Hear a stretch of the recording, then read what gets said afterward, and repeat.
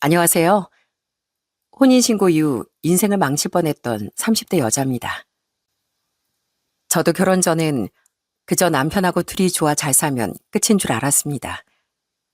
주위 어른들이 결혼은 부부만의 문제가 아니라 집안과 집안이 인연을 맺는 거라고 말씀하셨을 때도 그 말이 잔소리처럼 들리더라고요.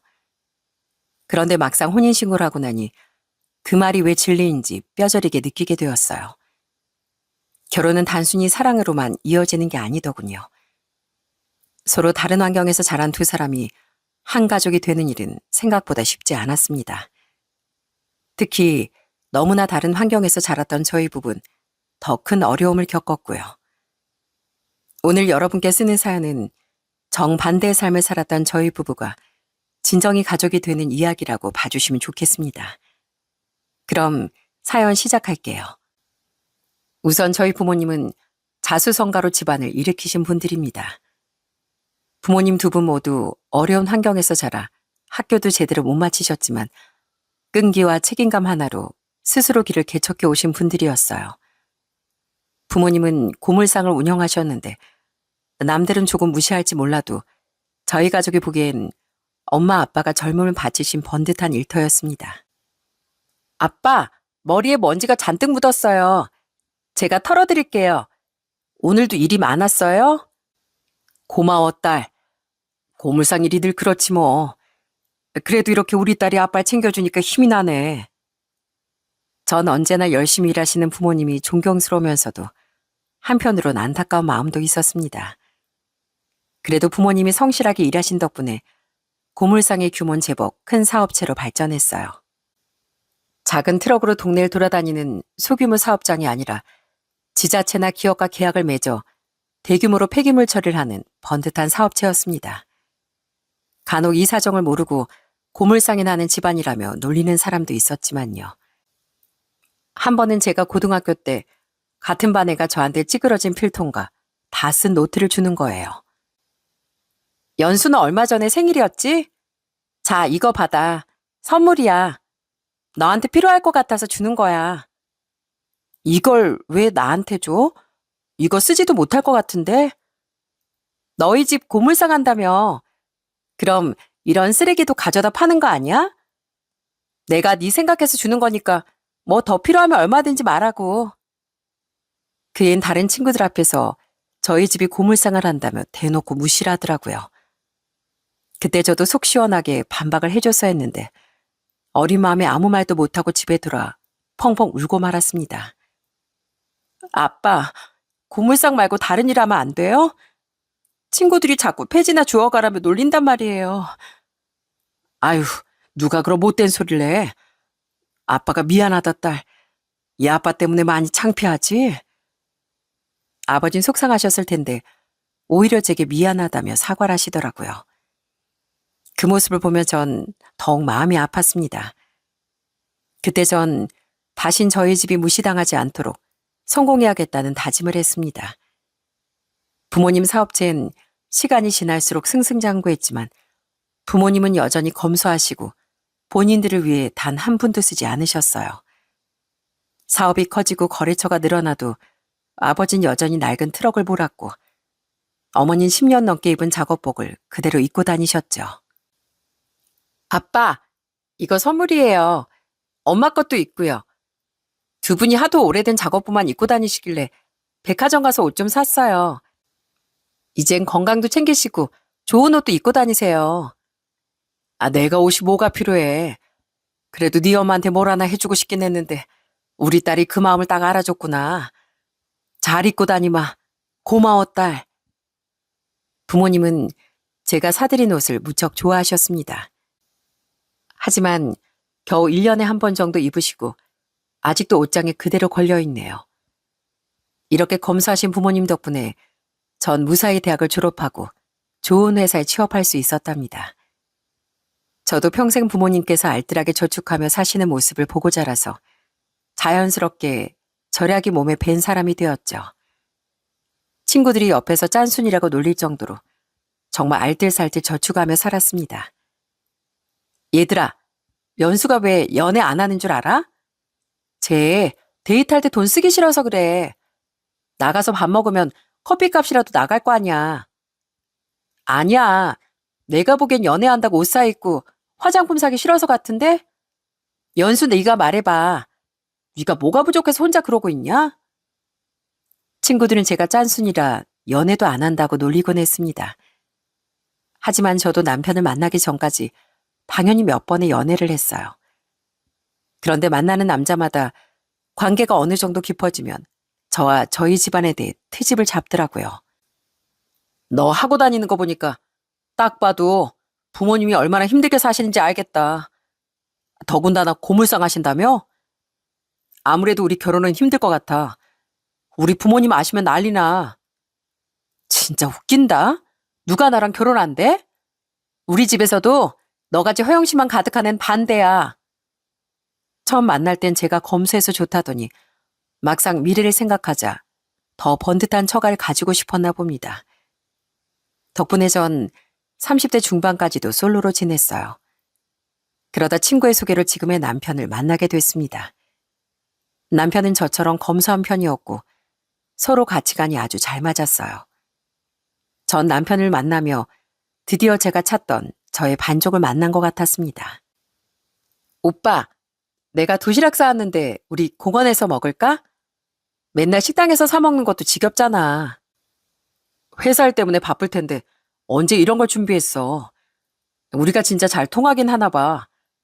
난 집에서 커피 내려왔는데 연수 도시락이랑 커피랑 먹으면 딱 좋겠다.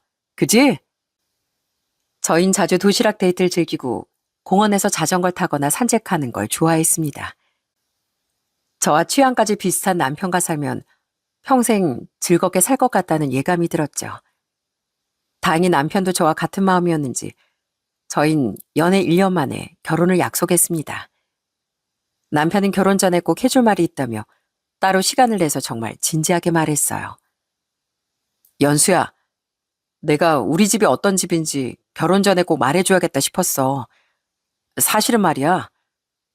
남편이 털어놓은 이야기는 이제껏 살아왔던 가정사에 관한 이야기였습니다. 우리 부모님은 저축은 할 줄도 모르고 버는 대로 다 쓰기 바쁜 분들이야. 그래서 그 연세에 아직도 월세집에 살고 계시고 내가 지금은 생활비를 도와드리고 있지만 연순이가 싫다면 결혼하곤 그런 금전적인 도움을 드리지 않을게. 남편 말에 따르면 예비 시모는 특히나 허영심이 많고 사치를 부리는 편이라고 하더라고요. 평생 그런 어머니 밑에서 자라다 보니 남편은 오히려 더 검소하고 계획적으로 살게 되었다면서요. 먼저 말해줘서 고마워, 오빠. 난 우리가 할 수 있는 선에선 양가 부모님께 용돈도 드리고 혹시 어려울 때 도와드리는 게 맞다고 생각해. 그러니까 너무 미안해하지 않아도 돼. 우리가 자식된 입장에서 양가 부모님을 챙기는 게 당연하지. 그렇게 말해줘서 고마워.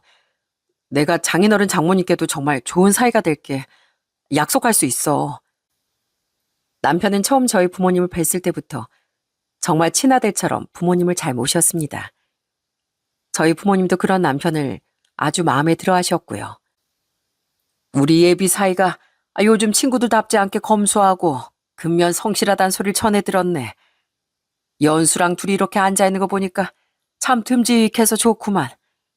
앞으로 결혼하고 살면서도 지금 마음 편치 말고 서로 믿고 아껴주게. 네, 장인어른. 그리고 이건 제 선물입니다. 연수를 이렇게 좋은 사람으로 잘 키워주시고 절 사이로 받아주신 것에 꼭 감사드리고 싶었어요. 평소에 늘 절약하며 살던 남편은 저희 부모님께 정말 고급 양주를 선물했습니다. 아버진 이렇게나 좋은 술은 처음 먹어본다며 무척 좋아하셨죠. 고맙네, 사위. 아주 우리 사위 덕에 호강하는구만. 그래도 다음엔 소주에 삼겹살이 어떤가. 좋습니다, 장인어른. 저도 사실 완전 소주파거든요. 남편은 그 뒤로도 종종 저희 부모님을 모시고 삼겹살에 소주를 즐겼습니다. 가끔은 좋은 음식을 대접하고 싶다며 고급 식당에 모셔가기도 하고요. 저도 남편만큼이나 시부모님을 잘 챙겨야겠다는 생각이 들어 처음 시댁에 인사드리러 갔을 때 꽤 좋은 스카프를 사들고 갔습니다. 어머, 이게 웬 스카프니? 정말 예쁘구나. 우리 며느리가 이렇게 센스가 넘치는 줄 몰랐네. 내가 동창 모임이 꼭 하고 나가마 가서 며느리가 선물해줬다고 자랑해야겠다.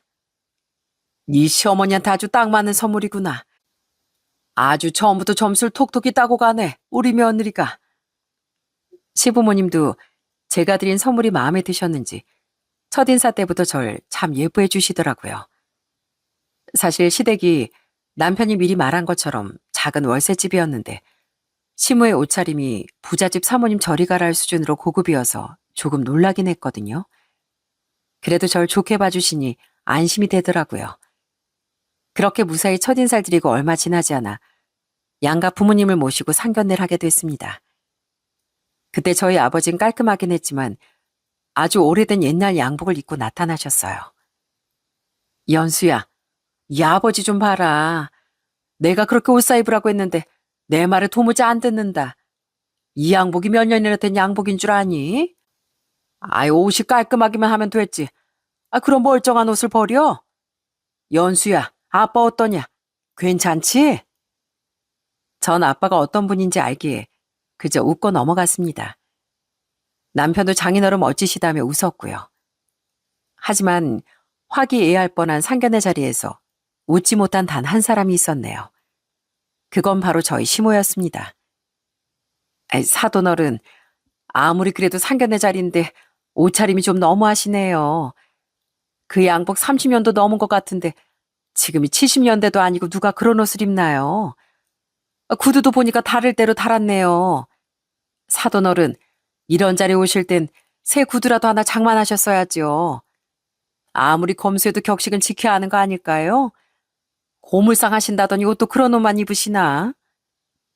시몬 저희 아빠께 대놓고 옷이 낡았다며 지적을 하시더라고요. 시몬은 저희 집이 고물상을 한다니까 폐지나 주우러 다니는 걸로 생각했나 봐요. 말이 나와서 하는 말인데 고물상에서 일할 때 행여나 우리 아들 불러서 일 시킬 생각하지 마세요. 우리 동규가 그저 공부밖에 모르고 귀하게 자라내거든요. 제가 험한 일 한 번 안 시키고 키웠어요. 시모의 발언으로 그전까지 덕담이 오가던 상견례장 분위긴 급속도로 얼어붙었습니다. 전 너무 당황스럽기도 하고 기분이 나빠서 잠시 할 말을 잃었습니다. 저희 부모님도 몹시 당황해하셨고요. 그런데 그때 속 시원하게 사이다를 먹여준 게 바로 저희 남편이었습니다. 어머니, 제가 보기엔 장인어른 멋지시기만 한데요. 요즘 이런 클래식한 양복 다시 유행이에요. 그리고 딱 봐도 명품 브랜드 양복이잖아요. 오히려 저런 명품 양복 하나를 잘 관리해서 오래 입으시는 게 더 멋지신 거예요. 장인어른처럼 사람 자체가 멋지신 분은 어떤 옷을 입어도 맵시가 나잖아요. 남편이 대놓고 저희 아빠 편을 들자 시몬 입을 삐죽이며 더는 트집을 잡지 못하더라고요. 그 뒤로도 남편 덕분에 분위기가 풀려 제법 좋은 분위기 속에 상견례가 끝이 났습니다. 하지만 여전히 찝찝한 마음은 조금 남아있었어요. 남편은 저희 가족들이 계속 신경을 쓸까봐 끝까지 저희 마음을 살폈습니다. 장인어른, 장모님, 아까 저희 어머니 말씀은 제가 대신 사과드릴게요. 어머니가 속마음은 그렇지 않은데 가끔 실수하실 때가 있으세요. 제가 그러시지 말라고 따로 잘 말씀드릴 테니까 너무 상처받지 않으셨으면 좋겠습니다. 아유, 상처는 무슨, 우리 아이 이런 일이 익숙해서 괜찮네. 오히려 자네가 놀란 모양이구만. 난 괜찮으니 괴념치 말게. 아빠는 오히려 계속 신경 써주는 남편에게 고마워하셨어요. 그렇게 상견례가 끝나고 저흰 본격적으로 결혼 준비를 시작했어요. 일단 저희가 사는 동네가 지방이라 서울보단 집값이 저렴했지만 그래도 살기 적당한 곳으로 구하려다 보니 예산을 훌쩍 초과하더라고요. 그래서 둘이 돈을 합치고 나머지 부족한 돈은 대출을 받으려고 했습니다. 그런데 저희가 대출을 알아보고 있다는 소식을 들으시고 아빠가 선뜻 돈을 빌려주시겠다고 했어요. 내가 너희한테 이자를 어떻게 받겠어? 이자 같은 거 필요 없으니까 그 돈 내가 빌려주마. 나중에 너희가 여유 있을 때 그때 갚도록 해라. 정말요? 아빠, 감사해요. 저희 열심히 돈 모아서 그 돈 빠른 시일 내에 꼭 갚을게요. 저희 부부는 아빠 덕분에 무사히 신혼집을 구할 수 있었답니다. 시댁에선 돈이 없다는 이유로 별다른 도움이 없었어요. 오히려 어느 날부터 갑자기 시모의 태도가 변했다고 할까요?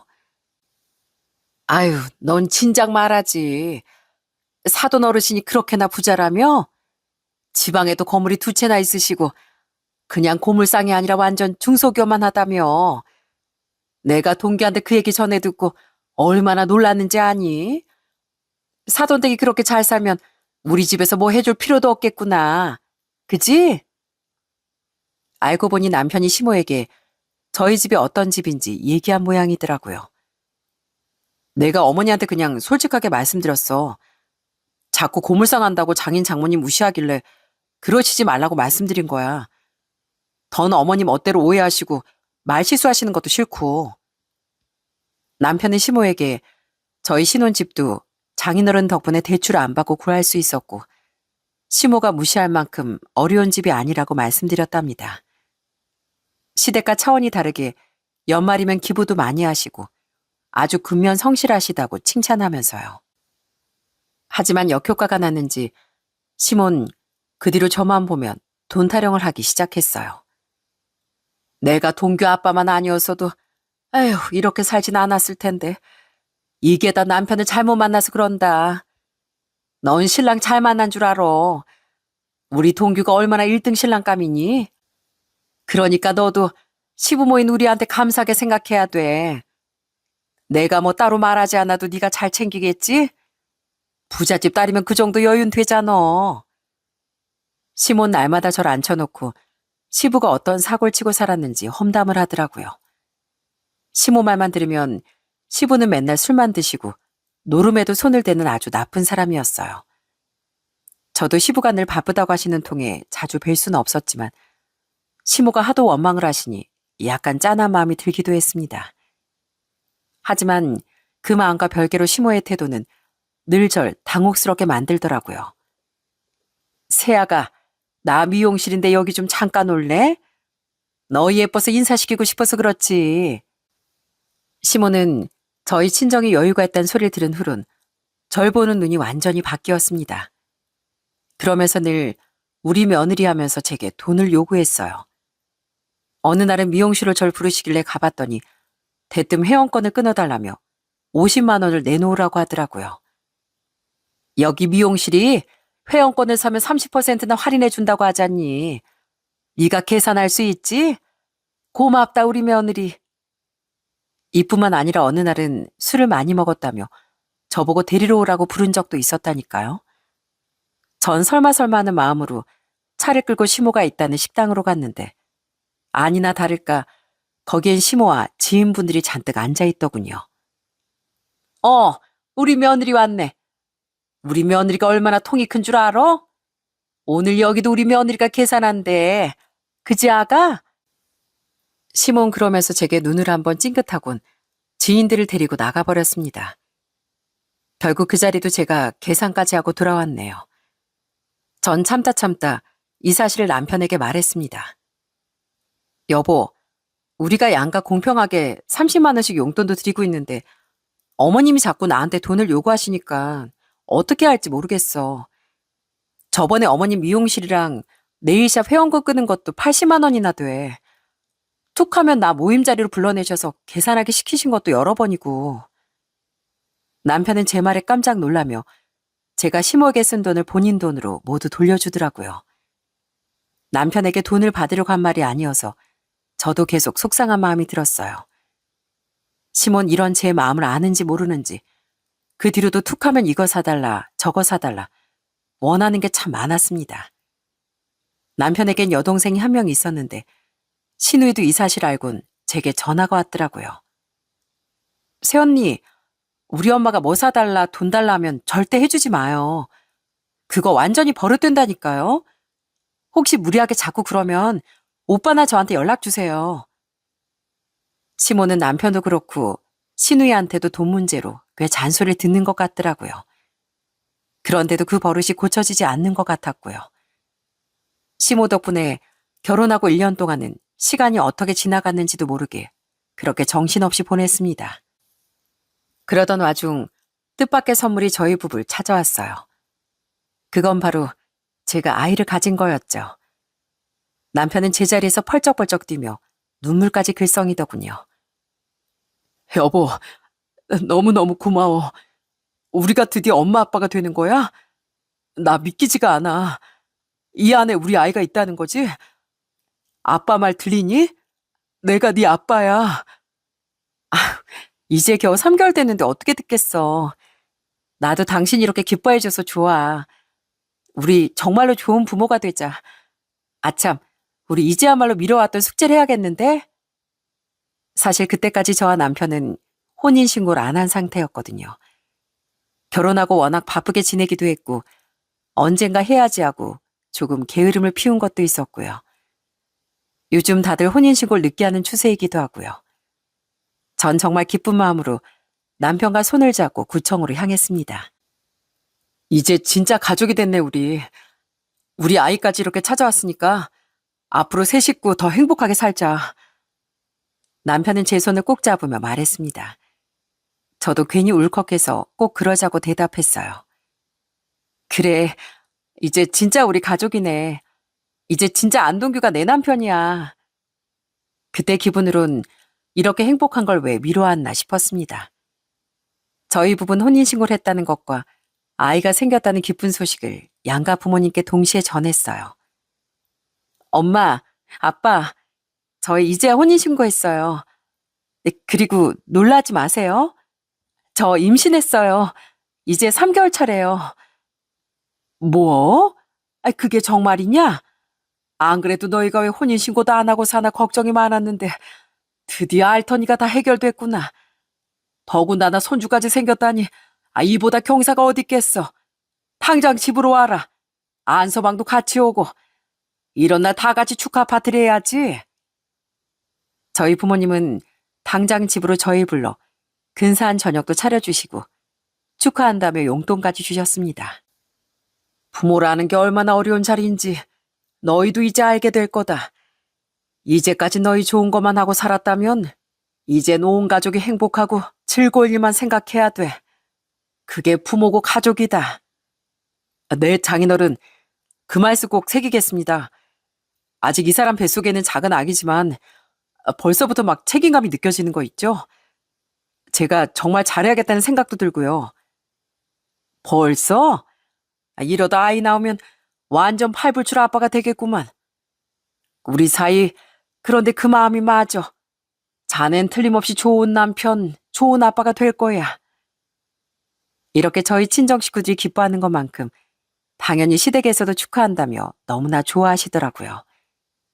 하지만 저희 친정과는 조금 결이 다른 축하였어요. 세아가, 너도 드디어 우리 식구가 됐구나. 드디어 안씨 집안 며느리가 된 거야. 그동안 무슨 생각이길래 혼인신고도 안 하고 사나 걱정했다, 얘. 앞으로 며느리로서 도리를 다하길 바란다. 시몬, 단순히 혼인신고를 축하하기보단 절 본격적으로 며느리로 부릴 수 있다는 걸 좋아하는 것 같더라고요. 그러던 중 어느 날 갑자기 시모에게 울고불고 전화가 걸려왔어요. 큰일 났다. 큰일 났어, 아가. 네 시아버지가 연락이 안 된다. 그동안 외박이 작긴 했어도 이렇게 연락이 안 된 적이 없었는데 혹시 무슨 일이라도 생겼으면 어쩌니? 시분 평소에도 집에 붙어있질 않았지만 어느 날부터 아예 연락을 뚝 끊고 잠수를 타버린 거였어요. 시모가 혹시나 해서 안방 서랍을 다 뒤져봤는데 글쎄 시부가 얼마 되지도 않은 시댁 재산을 다 들고 잠적해버렸더군요. 그 바람에 시댁은 발칵 뒤집혔습니다. 멀리 사는 시누이도 시댁에 내려와 시부를 원망했습니다. 집에 돈이 있으면 얼마나 있다고 그것마저 싹 다 가져갔대요. 진짜 내 아빠지만 너무한다, 너무해. 아휴, 난 이제 앞으로 어떻게 사니? 가뜩이나 없는 형편인데 앞으로 뭐 먹고 살아? 시모는 바닥을 내려치며 울면서도 계속 곁눈질로 절 쳐다보더라고요. 저도 눈치가 없는 건 아니라 큰 돈은 아니지만 얼마 정도의 돈을 시모에게 내밀었어요. 어머님, 일단 아버님 찾을 때까지 이 돈으로 생활하세요. 저희가 매달 용돈도 보내드리니까 아예 생활이 안 될 정도는 아니실 거예요. 에휴, 고맙다. 근데 얼마나 넣은 거니? 에게, 겨우 이거? 이 돈 가지고 입에 풀칠을 할 수 있을지 모르겠지만 아무튼 고맙다. 시몬은 그 사건이 있고 한동안은 잠잠한 듯 보였습니다. 하지만 얼마 지나지 않아 금방 기력을 회복했는지 다시 절 여기저기 부르기 시작했어요. 예, 어머마, 너 몸은 좀 어떠니? 걸어다니기 아직은 괜찮지? 그러면 나랑 어디 갈 데가 있으니까 좀 나와라. 내가 주소 보내둘 테니까 그리로 와. 다른 며느리들은 시댁까지 와서 시애미를 모셔간다는데 내가 너 임신했으니까 봐준다. 이런 시어머니가 또 어디 있겠니? 전 또 무슨 돈을 쓰게 하려고 부르나 싶어 억지로 그리로 나갔습니다. 그런데 시모가 절 부른 곳은 어떤 부동산 앞이었어요. 안녕하세요. 여긴 우리 며느리. 내가 전에 말한 집 있죠? 신축 아파트로 알아보고 있는데 좋은 매물 있으면 좀 보여줘요. 얼마 뒤 우리 손주도 태어나는데 할머니가 다 쓰러져가는 빌라에 살면 되겠어요? 좀 넓은 아파트여야 애들이 와서 지내기도 좋죠. 시모는 부동산 아주머니에게 이것저것을 한참 요구하더니 집을 보자며 절 부추겼습니다. 전 시모가 대체 무슨 돈이 있어 집을 보러 다니나 의아했어요. 시모는 놀란 절 아랑곳하지 않고 이 집 저 집 구경하며 엄청 신이 나 보였습니다. 역시 30평대는 살아야 눈이 탁 트이고 좋다. 그지? 아유, 저기 전망 좀 봐라. 앞에 나무도 있고 너무 예쁘지 않니? 우리 며느리 덕에 내가 호강한다, 호강해. 저기요, 혹시 여기보다 더 넓은 집도 있어요? 한 40평대도 좋겠는데. 시몬 그러면서 아예 부동산에 앉아 당장이라도 계약할 것처럼 한참이나 상담을 받았습니다. 전 찜찜한 마음을 참지 못하고 부동산을 나오자마자 시모에게 따져 물었어요. 어머님, 이사하시게요? 근데 아버님이 잠적하신 지 얼마 되지도 않았는데 무슨 돈이 있어서 이사하시려고요? 아까 본 집도 5억이나 되는 집이던데요. 예, 걱정 마라. 그래서 내가 네 생각해서 전세로 알아보고 있잖니. 아유, 누가 보면 새 집 사달란 줄 알겠네. 너도 혼인신고도 하고 아이도 생겼으니까 이제 며느리 노릇 좀 해야지. 내가 계속 월세 빌라에 살 수는 없잖아. 그러니 우리 아들 잘 키워서 장가 보낸 선물로 나 전셋집 하나만 해다오. 너 그 나이 결혼하고 임신한 것도 다 내가 아들 잘 키워서 장가 보낸 덕이지 않니? 그러면 너도 감사한 줄 알고 며느리답게 굴어. 시몬은 아주 뻔뻔하게 제게 전셋집을 해달라며 당연하다는 듯이 말했습니다. 전 너무 기가 막혔지만 아주 딱 잘라서 거절했어요. 어머님, 제가 그렇게 큰 돈이 어딨어요. 그이한테 들으셨겠지만 저희 신혼집도 제 친정 아버지가 도와주셔서 구한 집이에요. 근데 제가 어떻게 어머님 집을 해드려요. 죄송하지만 그건 안 될 것 같아요. 전 이 정도로 잘 말씀드리면 시모도 단념하실 줄 알았습니다. 하지만 시모는 그 뒤로도 어떻게든 제 마음을 돌리려고 어찌나 애를 쓰던지요. 며느라, 내가 너 좋아하는 순대랑 떡볶이 사왔다. 이런 거 사다 주는 시엠이 나밖에 없지? 어머님, 저 요즘 입덧이 심해서 순대 냄새가 좀... 시모는 제게 잘 보이고 싶어 원치도 않는 간식거리를 사다 주고 저희 집에 와서 세탁기까지 돌리더라고요. 어머님, 혹시 여기 있는 빨래 다 섞어서 세탁기 돌리셨어요? 내가 돌렸다. 빨래야 뭐 세탁기가 하는 건데 너무 감동하지 말고. 아니, 그게 아니고요. 저희 양말이랑 수건 입었던 옷 다 구분해서 세탁하는데 어머님이 색깔 구분도 안 하시고 다 돌리신 것 같아서요. 하지만 시모의 노력은 제게 그다지 도움이 되지 않았습니다. 시모는 그 방법으로는 통하지 않았다고 생각했는지 그 뒤로는 아주 진절머리가 나게 대놓고 제게 매달렸어요. 에미야, 나 꼭 그 집으로 이사하고 싶다. 지금 이 집에선 도저히 혼자 못 살겠어. 너희 친정에 건물이 2채나 있는 부자면 이 정도는 아무것도 아니잖아. 너 이 시애미가 이렇게 부탁하는데 그걸 무시할 거야? 어머님, 제가 무시하는 게 아니고요. 저 정말 돈이 없어요. 이제 아이도 태어나는데 제가 그렇게 큰 돈이 어디 있겠어요. 자꾸 이러시면 너무 부담스러워요. 하지만 시몬 계속 새벽마다 문자라고 어느 날은 제 칭찬을 했다가 또 어느 날은 절 혼내기도 했다가 아주 난리였습니다. 남편도 이걸 알아서 시모에게 절대 안 된다고 전화를 드렸지만 시모는 계속 막무가내더라고요. 언젠가 또 시모에게 전화가 왔길래 전 받자마자 약간 언성을 높였습니다. 어머님, 전 모르겠으니까 이사하고 싶으시면 하세요. 저 안 말릴게요. 어머님이 그렇게 가고 싶으시면 가셔야죠. 정말이냐? 정말 나 이사해? 네, 마음대로 하세요. 대신 앞으로 저한테 전화하지 마세요. 저 뱃속의 아이가 걱정될 만큼 스트레스 받아요. 아유, 알았다. 알았어. 내가 알아서 준비하마. 넌 신경 쓸 거 없이 태교나 잘해. 전 시모가 제 말을 정말 고지고대로 받아들였을 거라곤 상상도 못했습니다.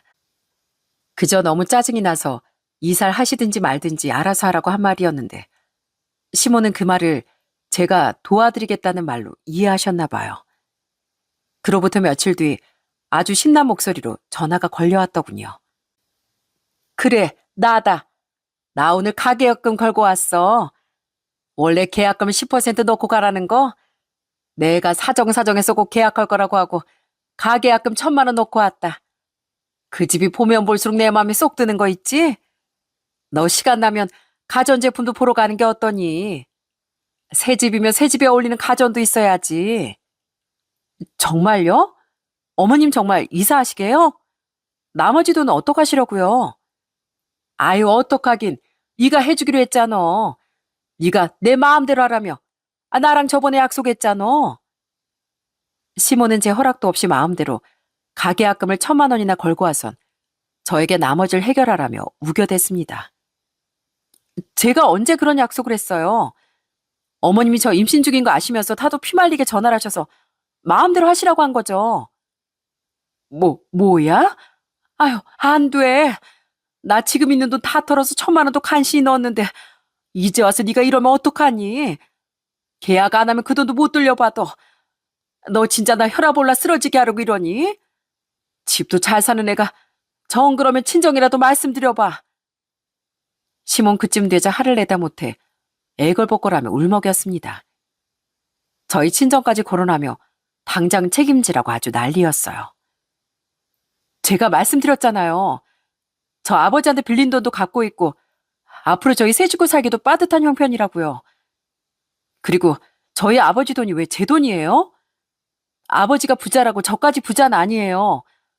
그렇게 왜 그렇게 비싼 아파트를 욕심내셨어요? 확실한 것도 아닌데 가계약금까지 내실 줄은 상상도 못했네요. 아무튼 전 해드릴 수 있는 게 없습니다. 전 정말 집을 해드리려고 해도 그렇게 큰 돈이 없었거든요. 전 그 말씀만 드리고 전화를 끊었어요. 그러자 시몬은 애가 탔는지 저희 친정에까지 찾아갔더라고요. 저희 엄마가 조심스럽게 시모가 찾아왔었다고 하시는데 깜짝 놀라 입이 떡 벌어졌다니까요. 얼마 전에 사부인께서 오셔서 그 아파트 얘기를 하시더구나. 네가 해주기로 해놓고 돈을 안 줘서 무척 곤란하시다고. 그러면서 참치캔 세트까지 사오셨어. 참치캔? 무슨 명절도 아닌데 참치캔을 사갔대요. 엄마, 이 문제는 제가 해결할 테니까 절대로 돈 빌려주시거나 해주시면 안 돼요. 전 엄마 아빠에게 절대로 도와주지 말라고 단단히 못을 박았습니다. 그 이후에도 시몬 질리도록 절 찾아오고 매달리고 아예 배째라고 드러누기까지 했습니다. 너, 나 이렇게 배신하면 안 된다. 너 때문에 나 생돈 1,000만 원 날리게 생겼어. 그거 내 전 재산이야. 어머님, 제가 언제 어머님을 배신했어요. 어머님이 이러시는 게 저한테도 몹쓸 짓 하시는 거예요. 제발 어른이시면 어른답게 좀 행동하세요. 지금 이게 용돈 달라고 조르는 아이가 아니고 뭐예요? 그리고 솔직히 말해서 이때까지 어머님이 저한테 뭐 하나라도 해주신 거 있으세요? 결혼할 때도 저희 집에서 집값까지 보태주셨는데 어머님 아버님은 실반지 하나 안 해주셨잖아요. 그때도 저 불평 한 번 안 했어요.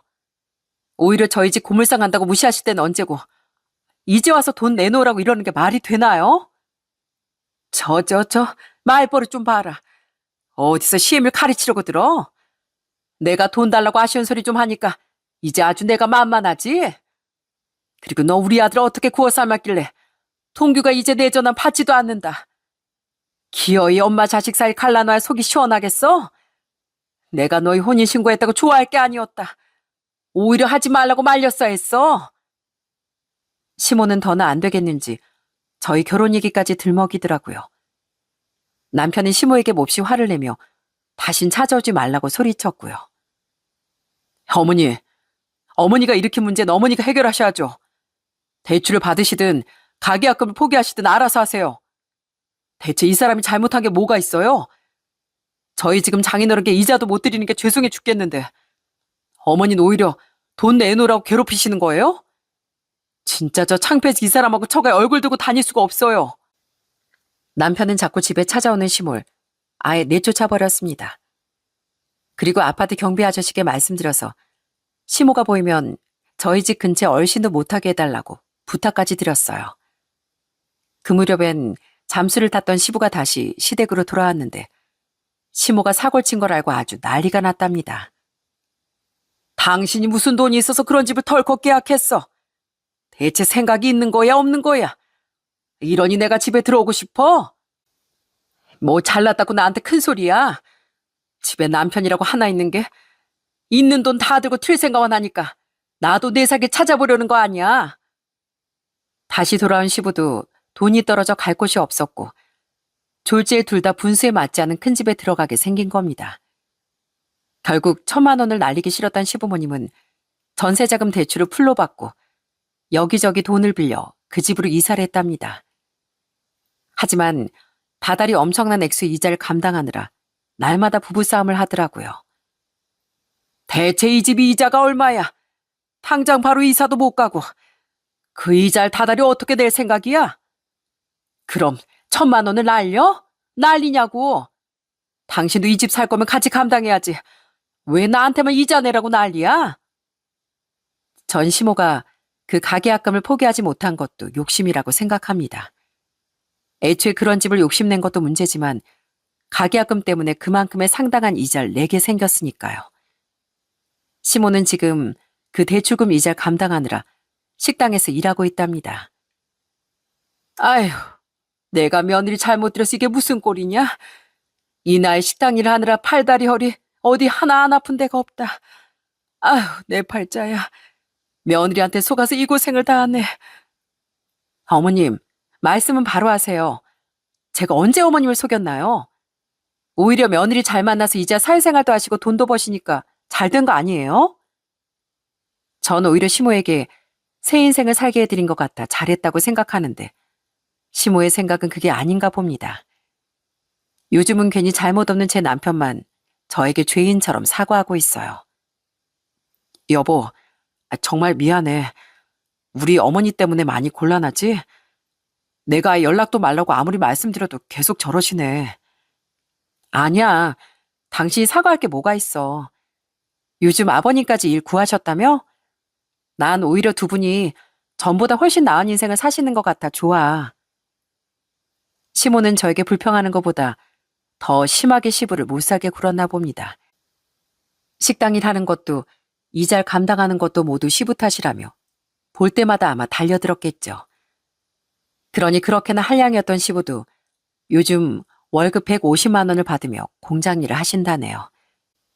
이쯤 되면 저 때문에 늘 남에게 의지만 하고 사시던 시부모님을 완전히 싹 뜯어 고친 게 아닐까 싶습니다.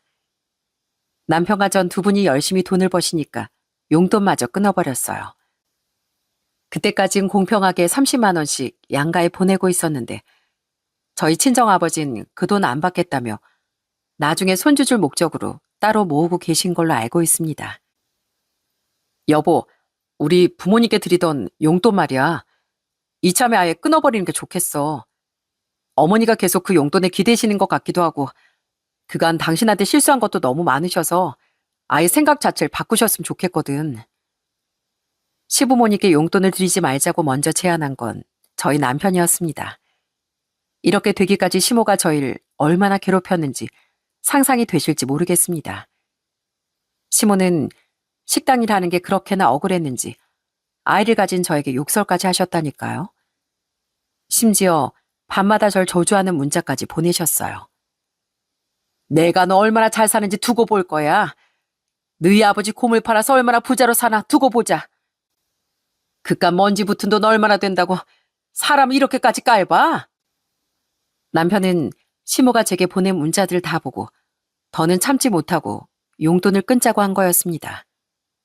저희가 용돈까지 끊자 시모는 연락을 뚝 끊어버리고 저를 없는 사람 취급하더라고요. 그렇게 한 1년쯤 지났을까요? 한동안 연락이 없던 시모에게 올 추석에 먼저 연락이 왔습니다. 나다. 넌 어떻게 1년 동안 연락 한 번이 없니? 너 아이도 낳았다면서. 너 진짜 독하다 독해. 너 같은 며느리가 세상에 또 어디 있을까 몰라. 제가 추석 무렵에 아이를 낳았는데 시모는 그 핑계를 대고 슬쩍 연락을 해왔더라고요. 내가 뭐 손주 보고 싶어서 전화했지. 너희 보고 싶어서 전화한 거 아니다. 어디 며느리 무서워서 내가 연락이나 하겠니? 그래도 우리 손주는 봐야지. 요즘도 시모에겐 종종 연락도 오고 저도 이젠 아이를 보여드리러 가끔 시댁에 가곤 합니다. 시몬 절 볼 때마다 그렇게 우는 소리를 하세요. 이거 손에 물집 좀 봐라. 식당에서 설거지를 얼마나 시키는지. 아휴, 내 고운 손에 물집이 다 잡혔다. 어머, 손에 주름도 그새 늘었네. 어머님, 전 오히려 지금 손이 더 멋지신 것 같은데요. 어머님이 열심히 살고 계시다는 훈장 같은 거잖아요. 저희가 그렇게 단호하게 말씀드리지 않았으면 어머님 지금도 자식들한테 기대고 사셨을걸요? 아유, 알았다, 알았어. 너 잘났다 아주. 무서워서 내 말 한마디 못하겠네. 너 애는 아주 똑소리나게 잘 키우겠다, 얘. 시몬이 여전히 투덜대시지만 그래도 전보단 훨씬 많이 좋아지신 것 같습니다. 저희 시누이도 날마다 제게 어떻게 시모를 고쳐놨냐며 엄청 신기해하거든요. 난 우리 엄마가 정말 평생 안 바뀔 줄 알았거든요. 근데 새언니 덕분에 완전 딴 사람이 된 것 같아요. 저도 요즘 용돈 안 보내드리는데 용돈 달라는 소리도 안 하시는 거 있죠? 엄마가 일 다니면서 살도 좀 빠지시고 오히려 건강까지 좋아지셨던데요. 글쎄 몸무게가 7kg나 빠지셨대요. 전엔 과체중이었는데 차라리 잘 됐어요. 신우인 그러면서 장난으로 시모에게 더 열심히 일하라며 채근하기도 합니다. 물론 그때마다 시모는 펄쩍 뛰며 화를 내시지만요. 너 진짜 네 엄마 쓰러지는 걸 보고 싶어?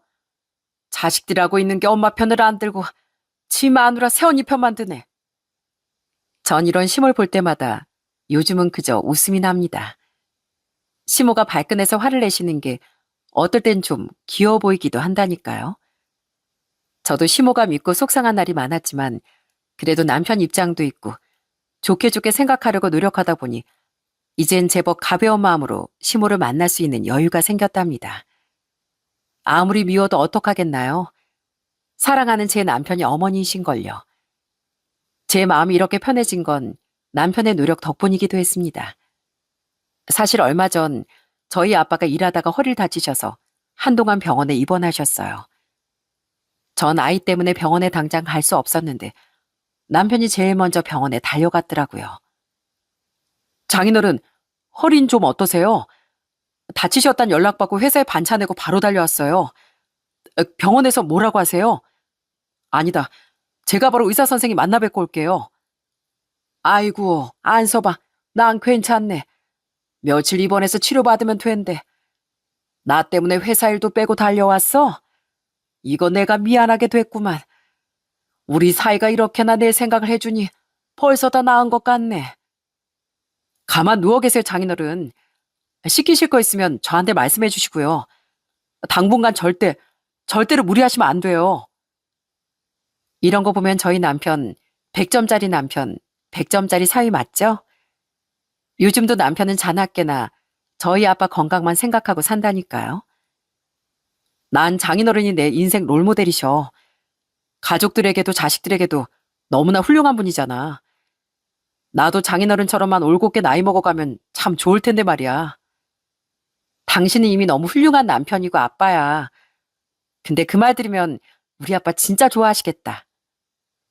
저희 아빠가 롤모델이라고 늘 말하는 남편에게 저 역시 최고의 남편은 당신이라며 칭찬하고 있습니다. 비록 심오한 일련의 사건으로 갈등을 빚기도 했지만 저희는 꽤 슬기롭게 그 어려움을 헤쳐나간 것 같아요. 결혼이라는 게 두 사람이 만나 한 가정을 이루는 거라지만 함께 가족으로 살기로 한 이상 늘 수많은 변수와 시험이 함께하는 것 같습니다. 가끔은 세상에서 제일 믿었던 가족이 저희의 평화를 흔들기도 하고 또 눈물나게 서러운 상처를 주기도 하지만 그럴 때일수록 서로를 믿고 이성적으로 해결해 나가야 하는 것 같네요.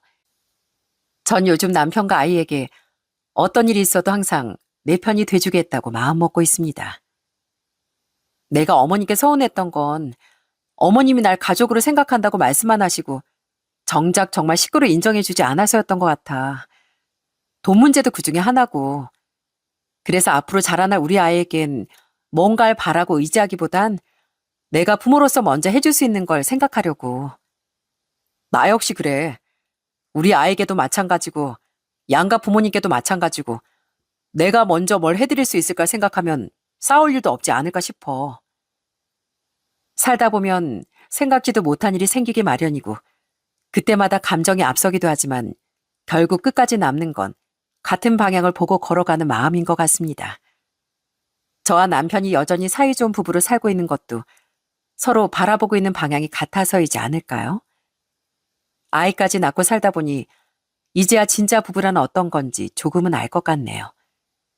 서로의 가족을 존중하고 어려움 속에서도 함께 손잡아주는 거, 그게 사랑이고 또 결혼의 의미가 아닐까 싶습니다.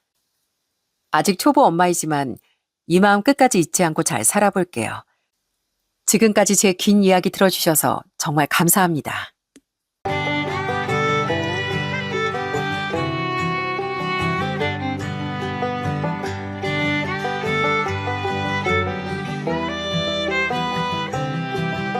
안녕하세요. 사연 읽어주는 남녀입니다.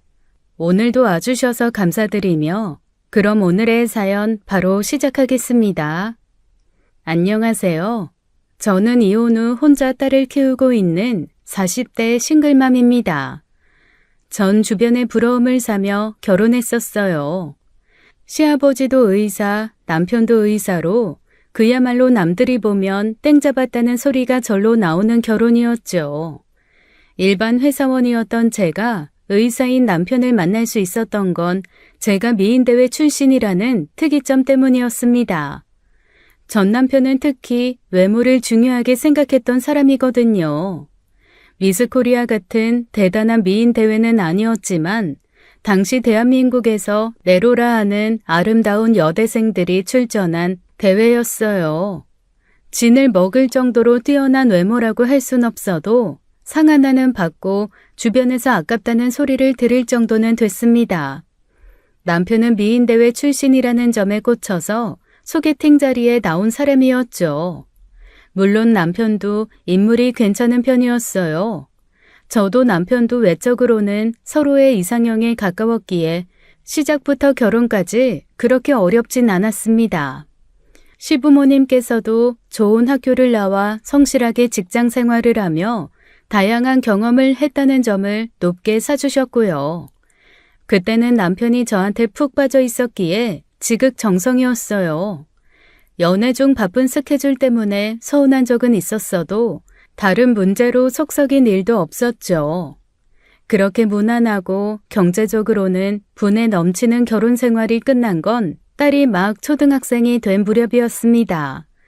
저한테 카톡 하나가 온 거예요. 그건 남편과 웬 여자가 침대 위에서 뒹굴고 있는 사진과 영상이었죠. 이게 대체 뭐야? 여보, 이거 뭐야? 뭔데? 이게 왜? 양수정이 누군데? 이 여자 누구냐고? 여보, 내 말 좀 들어봐. 그냥 그건. 그냥 뭐? 그건 단순한 바람이 아니었어요. 남편과 미래를 즐긴 여성은 같은 병원 동료 의사였는데 무려 그 기간이 5년이었습니다. 게다가 더 기가 막힌 건 그 여자도 지방 미인대회 출신이더라고요. 그 여자도 결혼해 제 남편과 외도를 한 것이었죠. 결혼 생활을 9년 했는데 같은 사람과 5년 동안 바람을 피웠다니요. 바쁜 스케줄, 각종 세미나를 핑계대고 집에 들어오지 않는 날도 많았는데 많은 나날을 그 여자와 함께 보낸 시간이었던 거예요. 솔직히 단순한 바람이었으면 한 번쯤 눈 감아줄 수 있었을지도 모릅니다. 시부모님이 정말 좋은 분들이셨고 자식이 있었으니 참아줄 수도 있었을 거예요.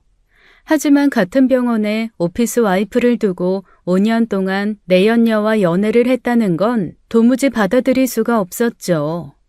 미안하다, 영주야. 내가 너한테 정말 얼굴을 들 수가 없다.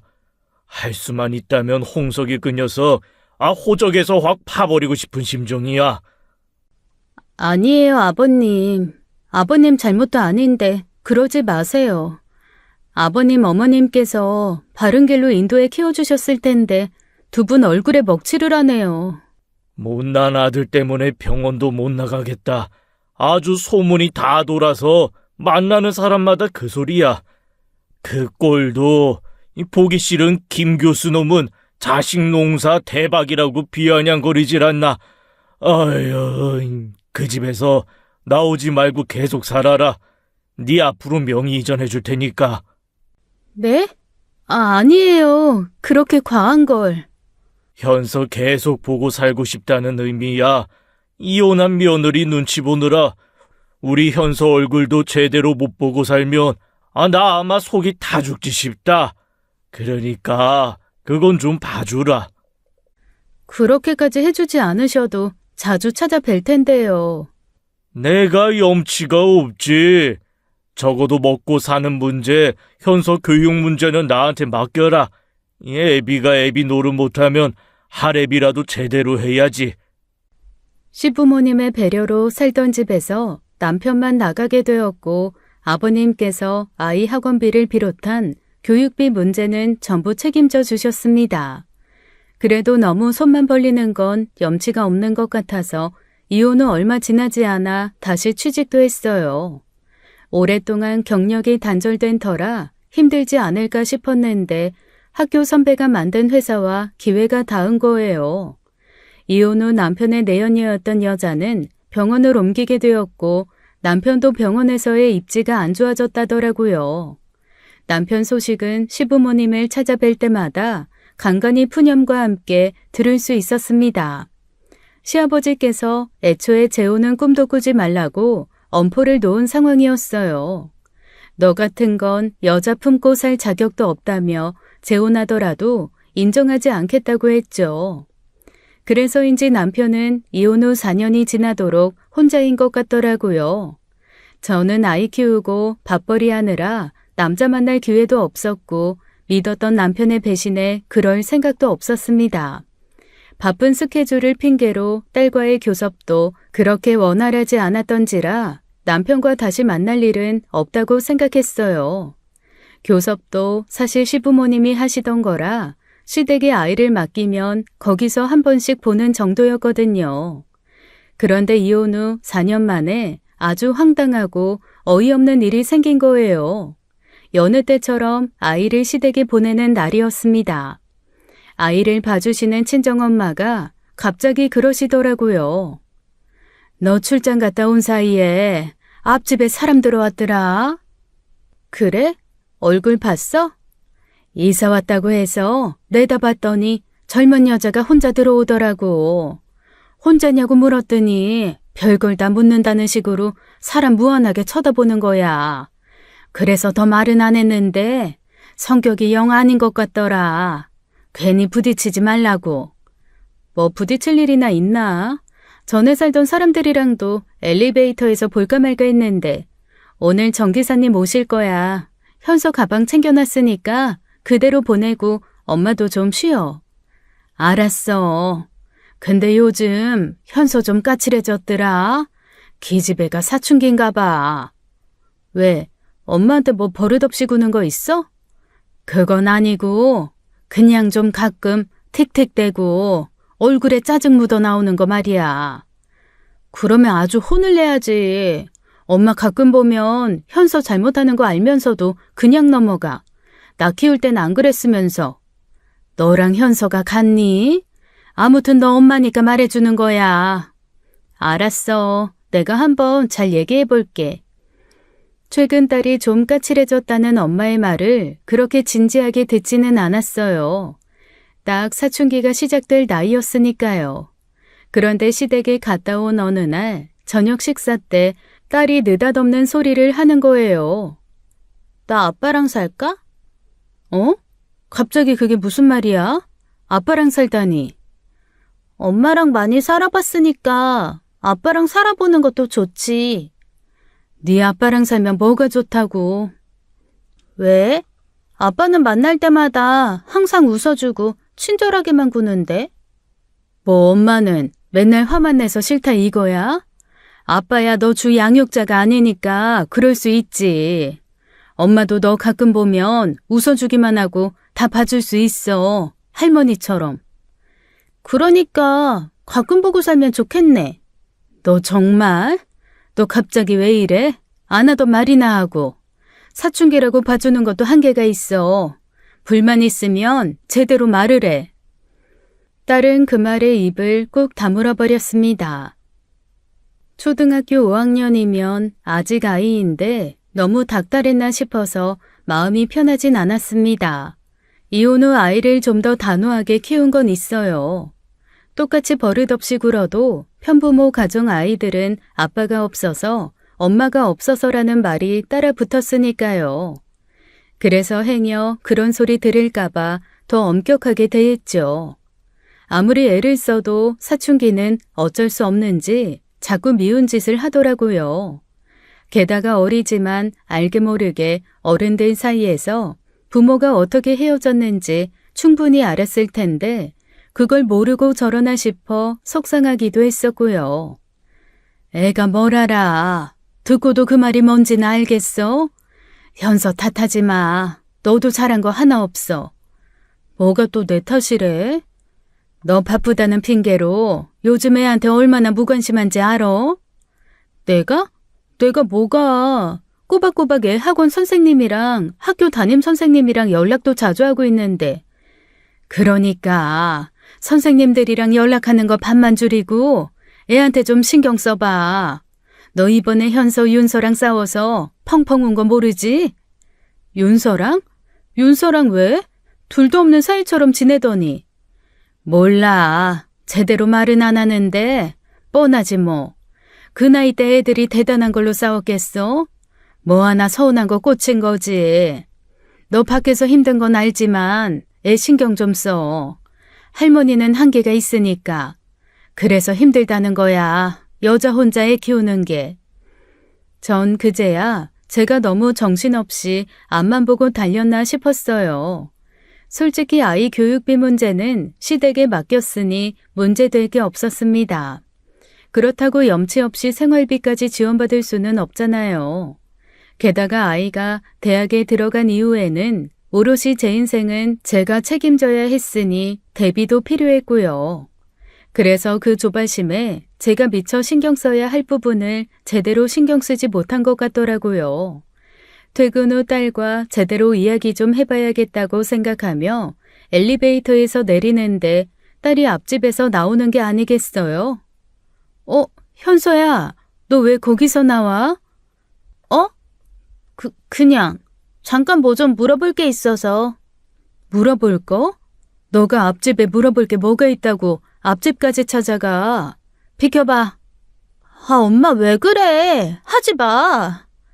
당황한 딸의 태도를 보니 더 수상하다고 생각해 옆집 초인종을 눌렀죠.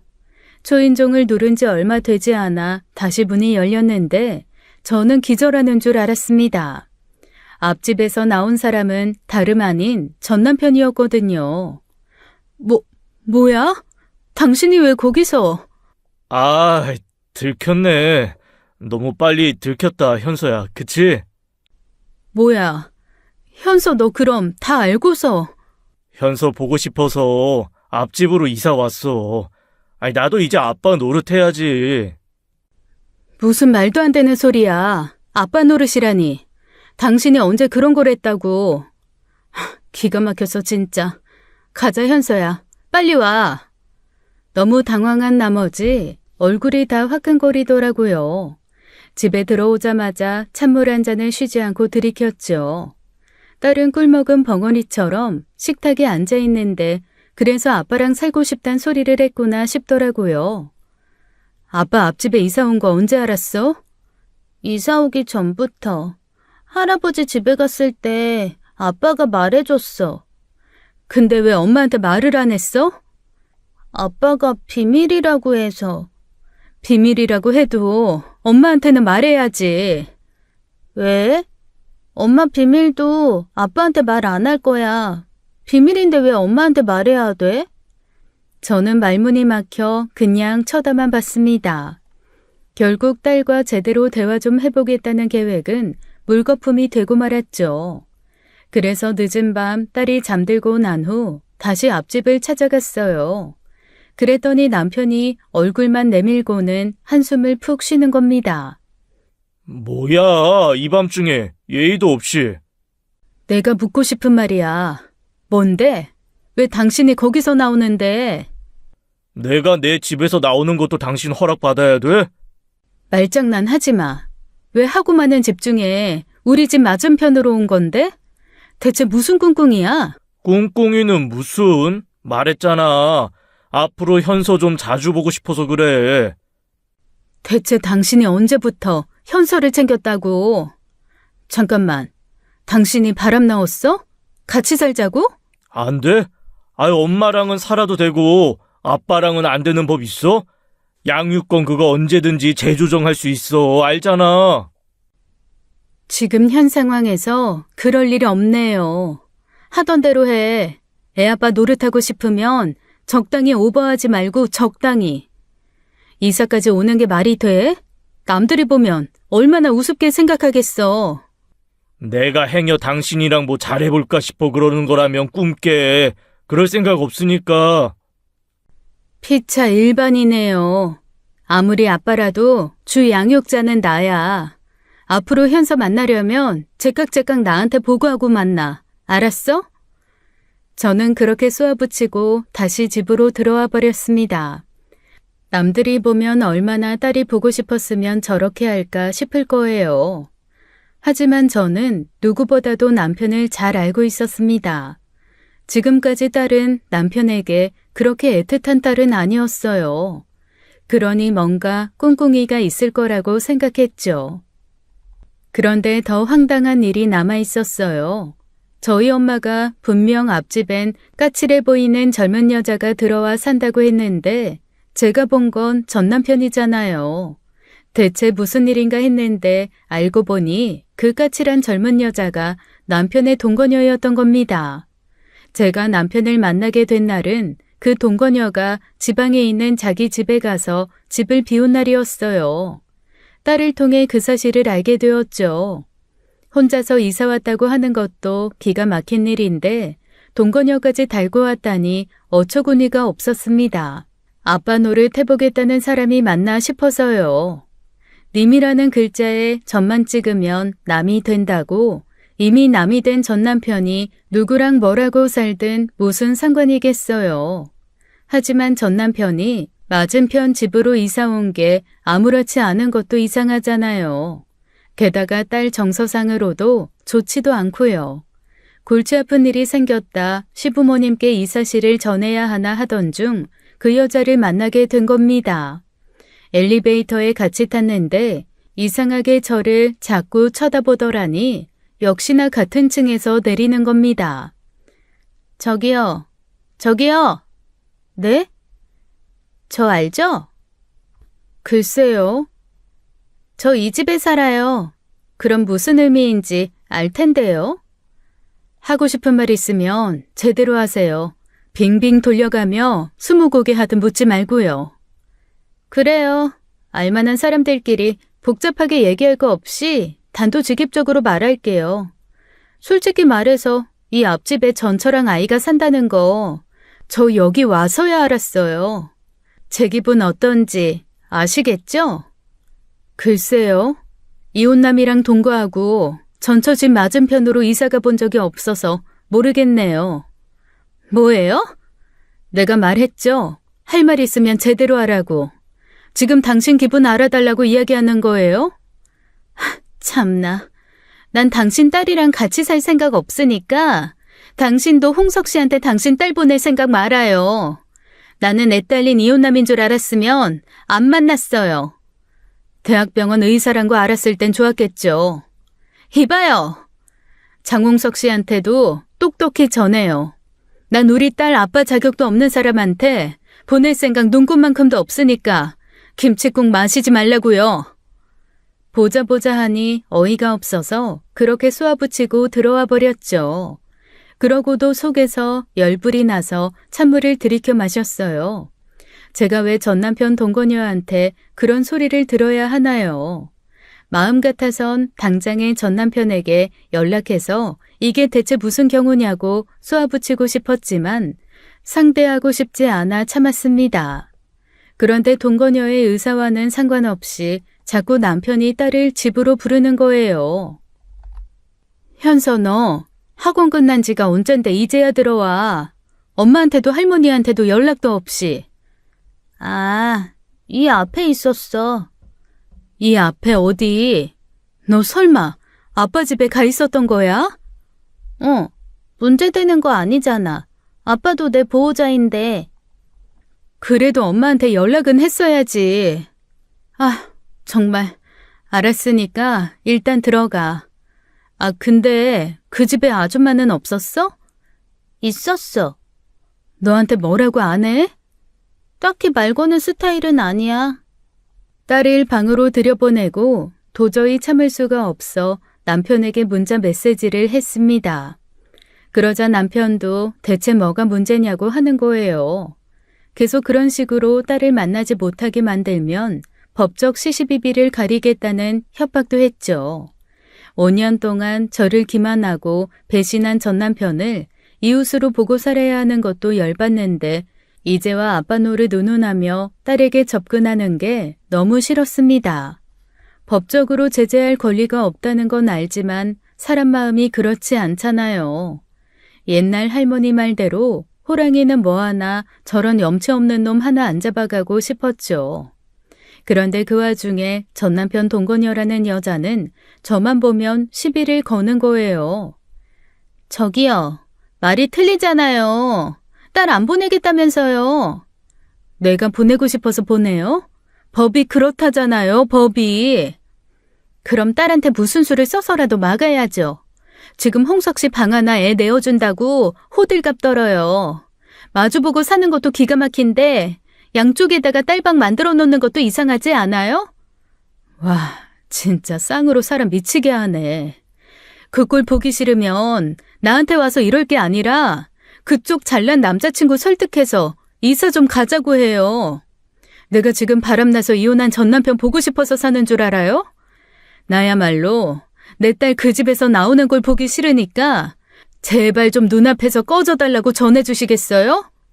전 남편은 전 남편대로 그 여자는 그 여자대로 속을 긁는데 얼마나 스트레스가 됐는지 원형 탈모까지 왔습니다. 그렇다고 애 앞에서 대놓고 애 아빠 욕하는 건 할 수가 없어서 엄마랑 단둘이 있을 때만 신나게 까내렸죠. 그마저도 하지 않았으면 아마 속이 새카맣게 타들어가서 쓰러졌을 거예요. 그런데 며칠 후 딸이 진지하게 제게 그러는 겁니다. 나 아빠랑 살고 싶어. 뭐? 현서야, 아빠 코앞에 살잖아. 그래서 엄마 허락 없이도 보고 싶을 때마다 가서 보는 거 아니야. 그럼 됐지. 뭘 굳이 그 집에 들어가서 살아? 가끔 놀러 가는 거랑 같이 사는 건 다르니까. 그래, 달라. 너 전에 엄마가 자꾸 잔소리하고 화만 내서 싫고 아빠는 볼 때마다 웃어줘서 좋다고 했지? 그 집에 가서 사는 게 당연해지면 이제 정반대가 되는 건데 그래도 가고 싶어? 그리고 그 집엔 아빠 혼자 사는 거 아니잖아. 그 아줌마는 현서 보고 오라고 해? 어차피 아빠 집이라서 아빠 허락만 받으면 된다고 했어. 결국 그 집에서 바쁜 아빠 대신 집 지키고 있는 사람이 그 아줌마인데, 그럼 아빠 없을 때 그 아줌마랑 내내 같이 있을 거야? 그럼 그때는 엄마 집에 와서. 그게 뭐야? 그럴 거면 그냥 여기서 지내면서 아빠 보고 싶을 때마다 가면 되지. 제가 그렇게 논리적으로 받아치자 딸도 할 말이 없는 듯 말문을 닫더라고요. 그때는 대체 왜 딸이 갑자기 그런 이야기를 하는 건지 알지 못했어요. 멀리 떨어져 사는 것도 아니고 맞은편에 살면서 굳이 아빠 집에 가서 살겠다는 명분이 너무 약했거든요. 그저 사춘기 소녀가 된 예민한 시기의 투정이라고만 생각했습니다. 물론 그 배후에는 전 남편이 있겠지만요. 그래서 전 남편에게도 확실히 다시 한번 경고를 했죠. 자꾸 현수한테 바람 넣지 마. 맞은편에 살면서 왜 애를 데려가겠다고 난리야? 보고 싶을 때마다 데려가서 봐. 그러면 되잖아. 그러는 너야말로 그렇게 보고 싶으면 우리 집에 보내놓고 보고 싶을 때 가서 보면 되잖아. 억지 부리지 마. 그리고 당신이랑 같이 사는 그 여자는 현서 대놓고 싫어하고 마다하는데 같이 사는 사람한테 예의도 없어? 아, 맞다. 당신 그런 거 없는 사람이지? 비아냥대지 마. 그 사람이 핑계로 걸림돌이 된다면 난 그 사람이랑 헤어질 수도 있어. 뭐? 내가 이 나이에 결혼도 안 하고 산 이유가 뭐겠어? 옆에 앉혀놓기엔 부족하고 적당히 세워놓고 지낼 만하니 그렇지. 야, 장홍석. 너 진짜 쓰레기구나. 난 너 같은 놈한테 내 딸 못 보내. 나 기만한 것도 모자라. 이제 같이 사는 여자까지 그런 식으로 얘기해? 넌 진짜 사람도 아니다. 딸 키우는 아빠란 사람이 어떻게 그런 소리를 해? 나 우리 현서 당신한테 절대 못 보내니까 그렇게 알아. 한 번만 더 그딴 소리 했다간 아버님께 다 말할 테니까 그렇게 알라고. 그때까지 시댁에 이 사실을 알리지 않은 건 말해봤자 변한 게 없을 것 같아서였어요. 말해도 전 남편은 여전히 딸에게 법적으로 아버지 지위를 주장할 수 있고 시부모님은 속만 상하실 테니까요. 예, 영주야, 잘 있지? 네, 어머니. 안 그래도 다음 주말쯤에 현서 데리고 한번 찾아뵐까 했었어요. 나야 좋지. 네 아버지한테도 시간 빼놓으라고 할게. 근데 혹시 홍석이한테 연락 온 거 없어? 왜요? 아니, 얼마 전부터 홍석이 그게 현서한테 간 건물 그걸 자꾸 꼬치꼬치 캐묻더라고. 거기가 최근에 좀 오른 모양인데 너 알고 있었어? 현수한테 간... 아, 그때 아버님께서 현수한테 증여해 주신 그 건물이요? 아니요. 저는 그 부분은 다 아버님께 맡기고 있어서 몰라요. 명의만 현서 거지 아버님께서 말씀해 주신 분한테 다 맡기고 있으니까요. 아무리 제가 법적 보호자래도 그만한 재산 관리하는 건 쉽지도 않고요. 네가 신경 쓰지 않아도 네 아버지가 알아서 잘하겠지만 애가 꼬치꼬치 캐묻는 게 영 이상하다 싶어서 찝찝하더라고. 일단은 알고나 있어. 대체 무슨 꿍꿍인지 변호사도 만나고 다니는 것 같던데. 아, 그래요? 알겠어요, 어머니. 일단 알고는 있을게요. 어머니께서는 괜한 말씀은 안 하시는 분이었습니다. 전 남편이 갑자기 딸 앞으로 된 건물에 관심을 보이는 것엔 분명한 이유가 있다고 생각했죠. 전화를 끊고 나서 저는 머릿속이 환하게 개는 기분이었어요. 그동안 답답하게만 생각했던 비밀의 열쇠가 그 순간 풀리는 것 같았거든요. 전 남편이 갑자기 저희 집 앞으로 이사를 온 이유, 별 관심도 없이 살다가 갑자기 딸한테 잘해주며 양육권을 탐낸 그 이유를요. 사실 시아버님께서 딸에게 증여해 주신 그 건물은 원래 전 남편의 몫이었습니다. 그런데 전 남편의 외도로 크게 실망한 시아버님께서 가진 것 중에 가장 값어치 있는 것을 손녀인 제 딸에게 미리 증여를 해주신 거예요. 살던 집도 모자라 자기가 받을 수 있는 가장 가치 있는 건물이 딸에게 증여가 되었으니 전 남편 입장에선 속이 타는 일이었겠죠. 게다가 딸이 가진 그 재산에 대한 법적 대리인은 주 양육자인 제가 되니 양육권을 가져오고 싶었던 거예요. 저는 전 남편을 만나 단도직입적으로 그 사실에 대해 캐물었습니다. 성산동에 있는 그 건물, 아버님이 현수 앞으로 해주신 거, 당신 그거 왜 캐고 다녀? 캐다니 누가 뭘 캐고 다녔다고 그래? 현재 시세 알아보고 변호사까지 만났다며. 대체 무슨 꿍꿍이야? 설마 현수한테 그거 가져가라고 애한테 접근한 거야? 양육권 가져가서 그거 처분하려고? 당신 그거 불법인 거 몰라? 생사람 잡지 마. 처분하긴 누가 처분한다고 그래. 현서한테 배로 돌려줄 수 있으니 그렇지. 말이 나와서 말인데 당신 그거 그냥 아버지 믿고 그대로 두고 있지? 답답하다 답답해. 플러스가 되든 마이너스가 되든 그건 아버님이 알아서 하실 문제야. 현수 앞으로 돼 있다고 하지만 엄연히 아버님 재산이고. 제발 적당히 하자, 적당히. 솔직히 나도 실망이 크네. 그래도 당신이 현수 아빠 역할 제대로 할 생각인가 내심 기대는 있었는데. 경고하는데 현수 거 아무것도 건드리려고 하지 마. 나 그냥 못 넘어가. 저는 혹시나 있을 불상사를 우려해 결국 아버님께 그 사실을 밝히고 도움을 요청했어요. 만약 전 남편이 그런 꿍꿍이가 있다면 피해를 보는 건 1차적으로 아버님이실 테니까요. 예상대로 아버님께서는 그 사실을 아시고 크게 분노하셨고 전 남편을 불러다 크게 야단했다고 하더라고요. 전 시어머니께 그 사실을 전해 들었고 우연히 단지 내에서 마주친 전 남편의 따가운 눈초리를 보고서야 알았습니다. 더는 재산 문제로 딸에게 손댈 일은 없겠지 싶었는데 안타깝게도 그 과정에서 딸이 큰 상처를 받았어요.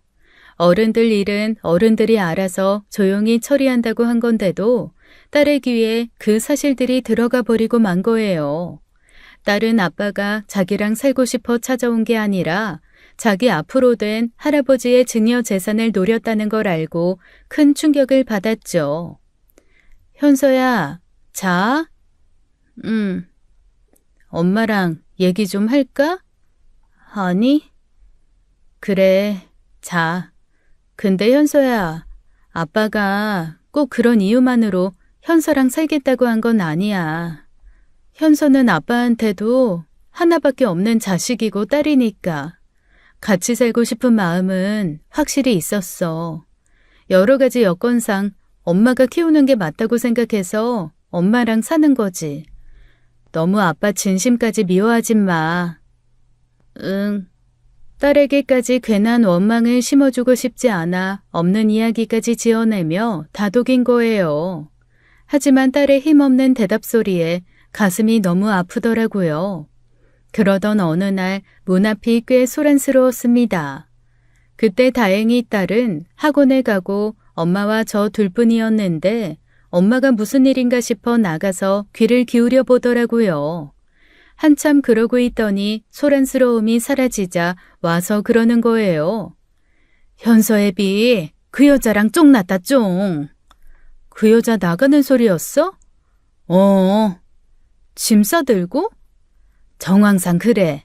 현서애비가 그런 거 아니라고 통사정을 하는데도 도저히 같이 못 살겠다고 처음부터 이 집에 들어오는 게 아니었다고 울더라니까. 어이구, 드라마 찍으셨네. 현서애비 그거 괘씸했는데 아주 속이 후련해. 엄마는 싱글벙글 귀에 입이 걸렸습니다. 그도 그럴 것이 제 속이 그랬는데 엄마는 오죽했겠어요.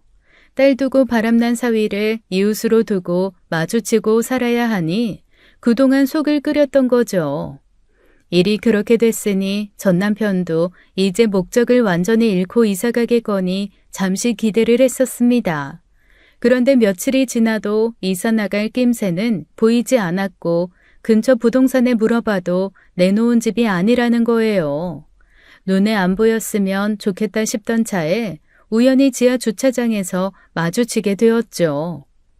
이사 언제 가? 이사를 왜 가? 가야지. 당신 새카만 그 목적이 다 탄로났는데 계속 여기서 지내겠다고? 갈 곳도 없어. 그냥 살 거야. 이거 왜 이래? 마주쳐서 좋을 거 없는데 왜 굳이 거기냐고. 정 그러면 다른 동으로 가. 혼자 살기엔 너무 큰 집 아니야? 어차피 집에 있는 시간도 적으면서 왜? 아휴, 됐다 됐어. 내가 당신이랑 무슨 얘기를 하니? 속임말을 쏟아내던 중 저는 그게 전부 의미 없는 일처럼 느껴졌습니다. 그런 상식적인 이야기가 잘 통하는 사람이면 애초에 그 집에 이사 오지도 않았겠죠. 그래서 전 남편을 지나쳐 가려는데 그 사람이 기분 나쁘게 난데없이 제 손목을 잡아 세우는 거예요. 현서 엄마, 이거 왜 이래? 안 나? 그러지 말고 우리 재결합하는 거 어때? 뭐? 더위 먹었어? 돌았니? 4년이다. 이 정도면 나도 벌 받을 만큼 받은 거 아니야? 나도 그렇게 됐고 당신도 솔직히 만나는 사람 없잖아. 현서 위해서라도 다시 같이. 웃기는 소리 하지 마. 참 쉽다. 하긴 원래 때린 사람은 기억도 못한다더라. 당신은 나한테 준 그 배신감과 치욕, 당신은 죽었다 깨어나도 몰라. 왜?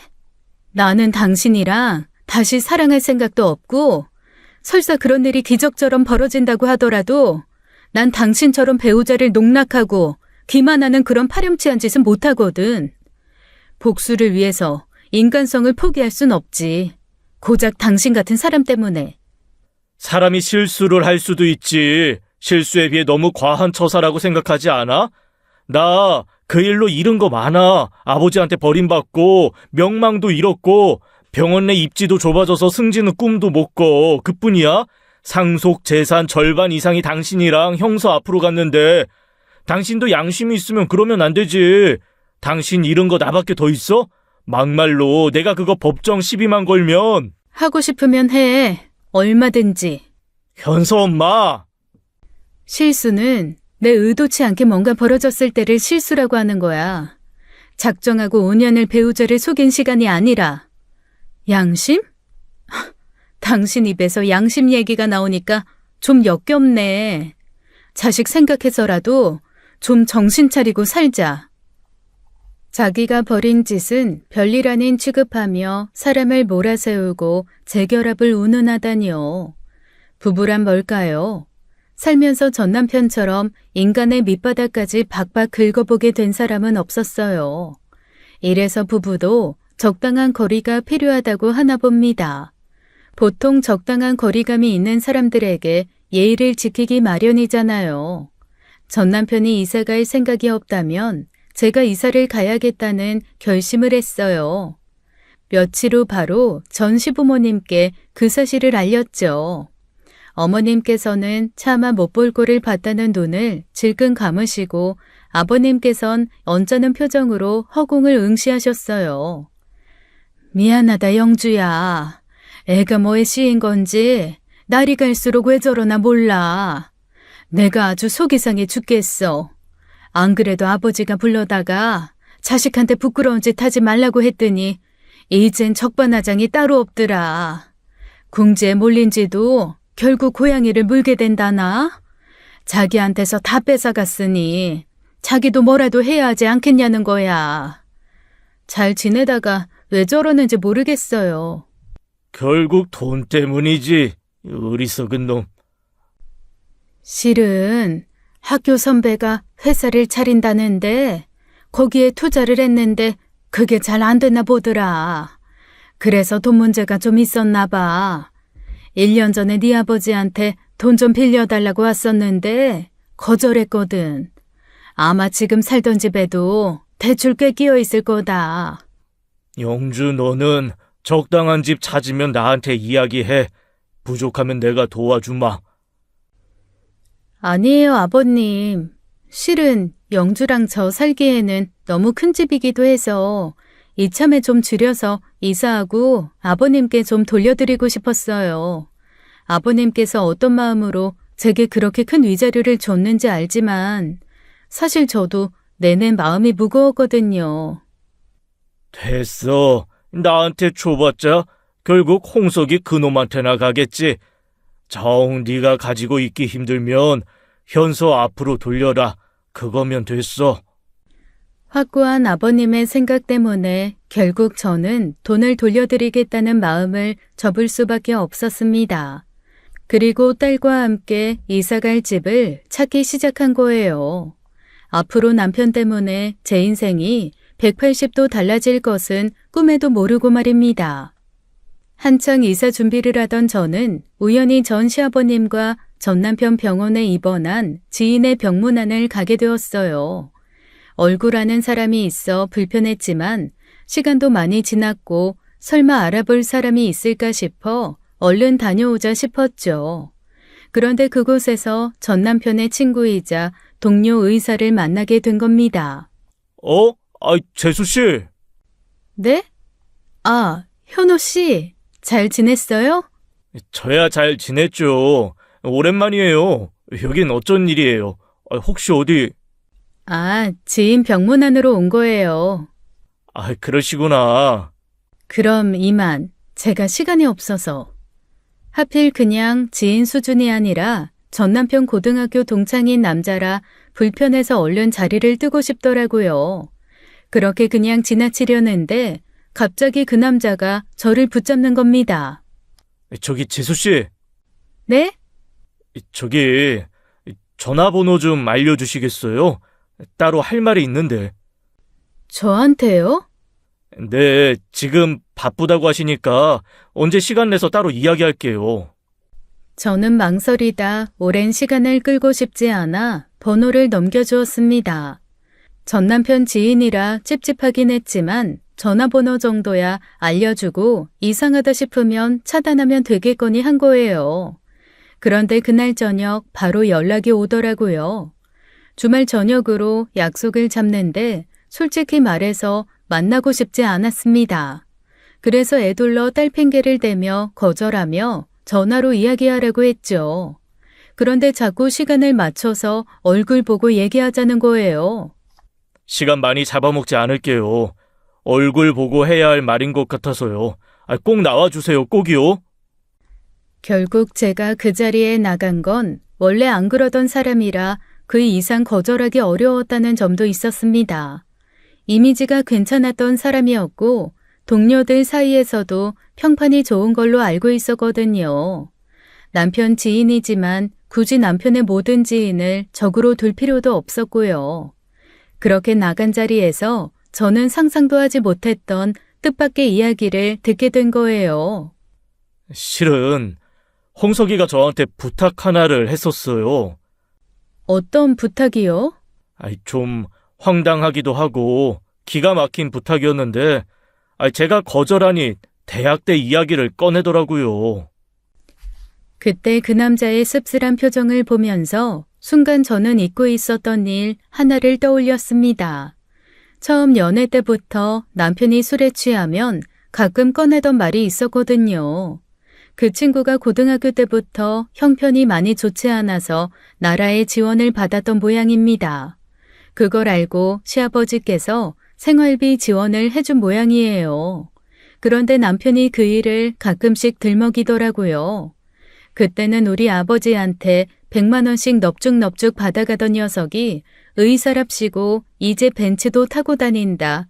솔직히 우리 아빠 덕분에 네 인생이 바뀐 거 아니냐? 우리 아빠 덕이면 내 덕도 있는 거 아니냐? 그런 이야기요. 도움을 받은 만큼 의사가 된 후 그 지원금을 이자까지 쳐서 갚은 걸로 알고 있습니다.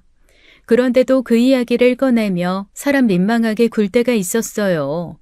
제가 그만 좀 하라고 타박하면 오히려 그 남자가 친구들끼리 하는 장난이라고 웃으며 넘기곤 했었죠.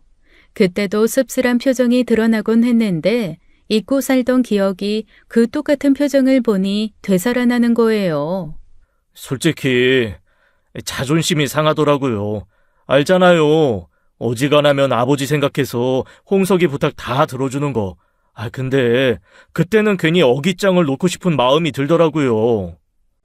이해해요. 들어주지 마세요, 그냥. 네, 그러려고요. 대신 어떤 부탁이었는지 재수 씨한테는 말해야 할 것 같아서 자리 마련한 거예요. 그게 뭔데요? 홍석이가 그러더라고요. 재수 씨 좀 꼬셔서 수작 좀 걸어달라고요. 네? 아무래도 주변에 이 나이까지 미혼인 게 저뿐이고 만만한 사람이 저라서 그런 제안을 한 것 같은데 당시엔 그냥 웃기만 했어요. 어떻게 대처해야 할까 당황스러워서요. 기가 막히네요, 정말. 꼬셔서 수작 좀 부려서 뭘 어쩌려고 했대요? 제가 현우 씨가 수작 부리면 넘어갈 거라고 생각했다는 것도 웃기네요. 하여튼 장홍석, 그 인간은 주변 사람들을 딱 자기 수준으로 생각하는 게 문제예요. 진작 알아봤어야 하는데 그놈의 콩깍지가 뭔지. 뭐 속된 말로 씹다 버리라는 거였죠. 자세히는 못 들었지만 두 사람 최근에 무슨 일로 다퉜다면서요. 아무래도 그 일 때문에 앙심을 품은 것 같은데. 참나, 앙심 품을 사람이 누군데. 순간 전 갑자기 기가 막힌 생각 하나가 떠올랐습니다. 앙심을 품고 제게 그런 말도 안 되는 식으로 복수할 생각인 전 남편에게 복수를 해줄 아이디어요. 잠깐만요, 현우 씨. 저 좀 도와주실래요? 어떻게요? 그 제안 받아들여요. 그 말 같지도 않은 제안 받아들이겠다고 해요, 그냥. 네? 이제 와서 어떡해. 장단 한번 맞춰주죠, 뭐. 결국 누가 뒤통수를 시원하게 맞게 되는지는 나중에 보고요. 저의 의미심장한 표정에 그 남자도 무슨 의미인지 알았다는 듯 웃더라고요. 그렇게 전 남편을 상대로 한 복수가 시작된 겁니다. 사실 4년 전에 했어야 할 속이 다 뻥 뚫리는 복수였죠. 그 뒤로 그 남자와 자주 어울리는 모습을 전 남편에게 보여주었어요. 전 남편 나오는 시간 맞춰 병원에 가서 그 남자를 기다린다거나 그 남자가 집까지 데려다주는 소리를 낸다거나요. 그렇게 한 달가량 남편만 모르는 연극을 했을 때 우연히 엘리베이터에서 마주친 전 남편이 그러더군요. 요즘 표정 좋아 보이네. 당신 안 보면 남은 주름도 다 펴질 것 같은데 괜히 아는 척하지 말지. 그러다 큰 코 다친다. 그게 무슨 말이야? 그냥 경고야 경고. 다 너 위해서 하는 경고. 남자 좋다고 그렇게 해벌쭉 웃고 다니지 말라고. 남이사, 해벌쭉 웃고 다니든 말든. 전 남편은 의미심장한 표정으로 저를 쓱 보고는 사라지더라고요. 그 뒤통수를 보면서 그래, 내가 네 친구한테 푹 빠졌다고 생각해라 했죠. 그러다 전 시부모님의 호출로 전 시댁을 찾은 날이었습니다. 그때 느닷없이 아버님께서 그 남자와의 관계를 묻는 거예요. 그제야 같은 병원에 있다는 사실을 깨닫고 아차 싶었죠. 전 남편 보라고 병원에서 얼굴을 비춘 건데 그새 저를 알아본 사람들이 소문을 낸 거예요. 요즘 병원에 소문이 돌던데. 영주 너 정말 현호랑 그렇고 그런 사이야? 네? 그게... 저는 생각지도 못한 질문에 얼굴이 다 화끈거리더라고요. 사실대로 말씀을 드려야 할까 싶다가도 전 남편과 똑같이 굴고 있다는 말을 들을까봐 선뜻 입이 떨어지지 않았죠. 그런데 아버님께서 꺼낸 말은 뜻밖의 이야기였습니다. 잘했다. 현호 그 녀석이야말로 사람 됨됨이가 됐지. 네? 우리 눈치 볼 필요 없다는 말이야. 책임감도 강하고 직업의식도 강한 녀석이라 믿을만해. 어려운 형편에 그만한 의사 되는 게 쉬운 일도 아니고 현호 그게 고등학교 때부터 떡잎부터 달랐다. 그러니 내가 선뜻 손을 내민 거지. 내가 어디 홍석이 친구라는 이유만으로 도왔겠어? 그렇죠. 안 그래도 제 여동생 시집 보내고 호러머리 혼자 모시느라 여태 혼자 사는 게 마음에 걸렸는데 영주 너라면 둘이서도 잘 살 거야. 현서한테도 의붓아버지 역할 제대로 해줄 놈이고 현호랑 하는 새 출발이면 나 얼마든지 밀어줄 수 있다. 생각지 못한 아버님의 응원에 저는 그 자리에서 솔직하게 고백하기 어려웠어요. 어색하게 웃고 감사하단 말만 어렵게 꺼낸 뒤 집으로 돌아왔죠. 그런데 집으로 돌아오니 가슴이 뻥 뚫린 것처럼 허전하고 내가 지금 뭘 하고 있는 건가 싶더라고요. 전 남편 잘못 얻어 걸려 말 못할 가슴앓이를 하긴 했지만 시부모님이라는 귀한 인연을 얻은 건 사실입니다. 아들 바람에 전적으로 며느리 편들어주는 시부모님이 얼마나 있겠어요. 도덕적이고 올바른 분이라 인간적으로 존경하시는 분들이었죠. 그런 분들까지 속여가며 복수를 할 가치가 있을까 싶은 생각이 든 거예요. 속 편하자고 한 어설픈 복수가 그분들을 실망시키는 일이 될까봐 걱정도 됐고요. 게다가 결정적으로 그 남자를 만날 때마다 이상한 기분이 든다는 것이었습니다. 전 남편 골려주려고 만난 식사 자리, 카페에서의 대화, 근교 드라이브 그런 것들이 즐겁더라고요. 생각보다 말도 잘 통했고 은근히 배려심 있는 행동에 다시 보게 된 계기도 많았고요. 전에야 전 남편 친구니 이성적으로 볼 기회가 없어 몰랐는데 만나다 보니 상당히 괜찮은 남자였던 겁니다. 결국 저는 고민 끝에 그만두자고 먼저 이야기를 꺼낸 거예요. 현우 씨, 우리 여기서 그만하는 게 좋을 것 같아요. 그만하다니요? 복수 말이에요? 갑자기 그냥 좀 현타가 왔어요. 뭐 하는 짓인가 싶기도 하고 어머님 아버님도 알게 되셨는데 속이는 것 같아 마음이 편하지가 않아요. 저한테 앙심을 품었다는 이야기에 처음엔 똑같이 되돌려주고 싶은 마음에서 시작한 일인데 이 나이 먹고 유치하게 뭐 하는 짓인가 싶고요. 아, 그랬군요. 미안해요. 여기까지 와서. 그리고 고마워요. 현수 아빠한테는 그냥 적당히 돌려대줘요. 제 뜻대로 안 돼서 열받겠지만 그 정도만 해도 복수는 복수니까요. 웃으며 마무리하려는데 그 남자가 아무 말 없이 가만히 앉아있다가 불쑥 그러더라고요. 아버님, 어머님 속이는 게 마음에 걸리는 거라면 안 속이면 되는 거잖아요. 네? 네, 그래서... 속이는 게 아니라 진짜면요. 진짜로 사귀는 거면요. 네? 그게 무슨... 그냥 우리 만나볼래요? 어설프고 유치한 복수 다 떠나서 진지하게 남자 대 여자로. 현우 씨... 진지하게 이야기할게요. 저 영조 씨한테 좋은 감정이 있어요. 복수랍시고 만나서 지냈던 시간 전부 나한테는 너무 즐거운 시간이었어요. 당장 뭘 하자는 거 아니에요. 그냥 지금처럼 만나서 밥도 먹고 카페도 가고 그렇게 좋은 시간 보내면 안 돼요? 진지한 남자의 이야기에 이상하게도 가슴이 두근거리더라고요. 설렘 같은 건 신혼이 지나면서 영영 죽은 감정이라고 생각했는데 나이 80에도 가슴은 뛴다는 말이 무슨 말인지 알 것 같았습니다. 저는 시간을 좀 달라고 했고 그 사이 감정을 정리했어요. 그리고 제 마음 역시 그 남자와 다르지 않다는 걸 인정하고 조심스레 새로운 시작을 시작한 겁니다. 복수가 아닌 연애라는 생각이 들자 마음가짐부터가 달라지더라고요. 예전엔 전 남편 앞에서 어떤 표정을 지으면 좋을까 연극을 하는 기분이었다면 그때부터는 전 남편은 아랑곳하지 않고 마음에서 우러나오는 표정이 나왔거든요. 병원 근처 카페에서 만나 수다를 떨다 손을 잡고 걷는데 전 남편과 딱 마주쳤습니다. 전 남편은 맞잡은 저희 두 손을 보더니 갑자기 다가와 그러는 거예요.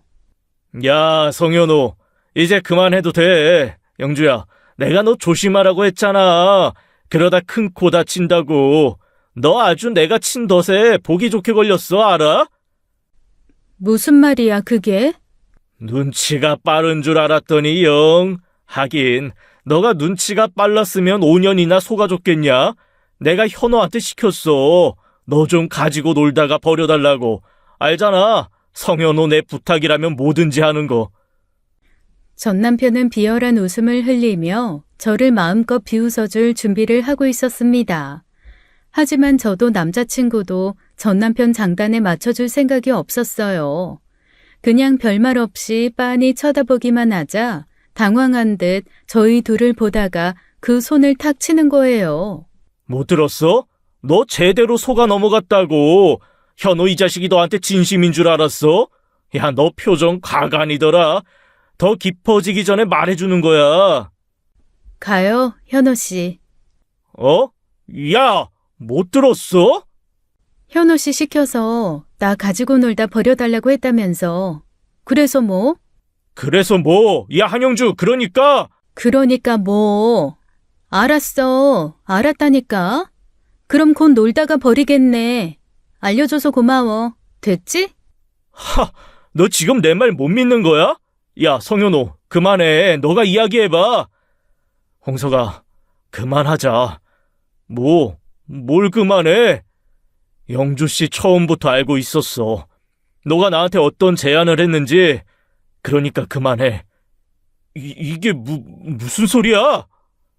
전 남편은 바보 같은 표정을 지으며 저희 두 사람을 바라보았습니다.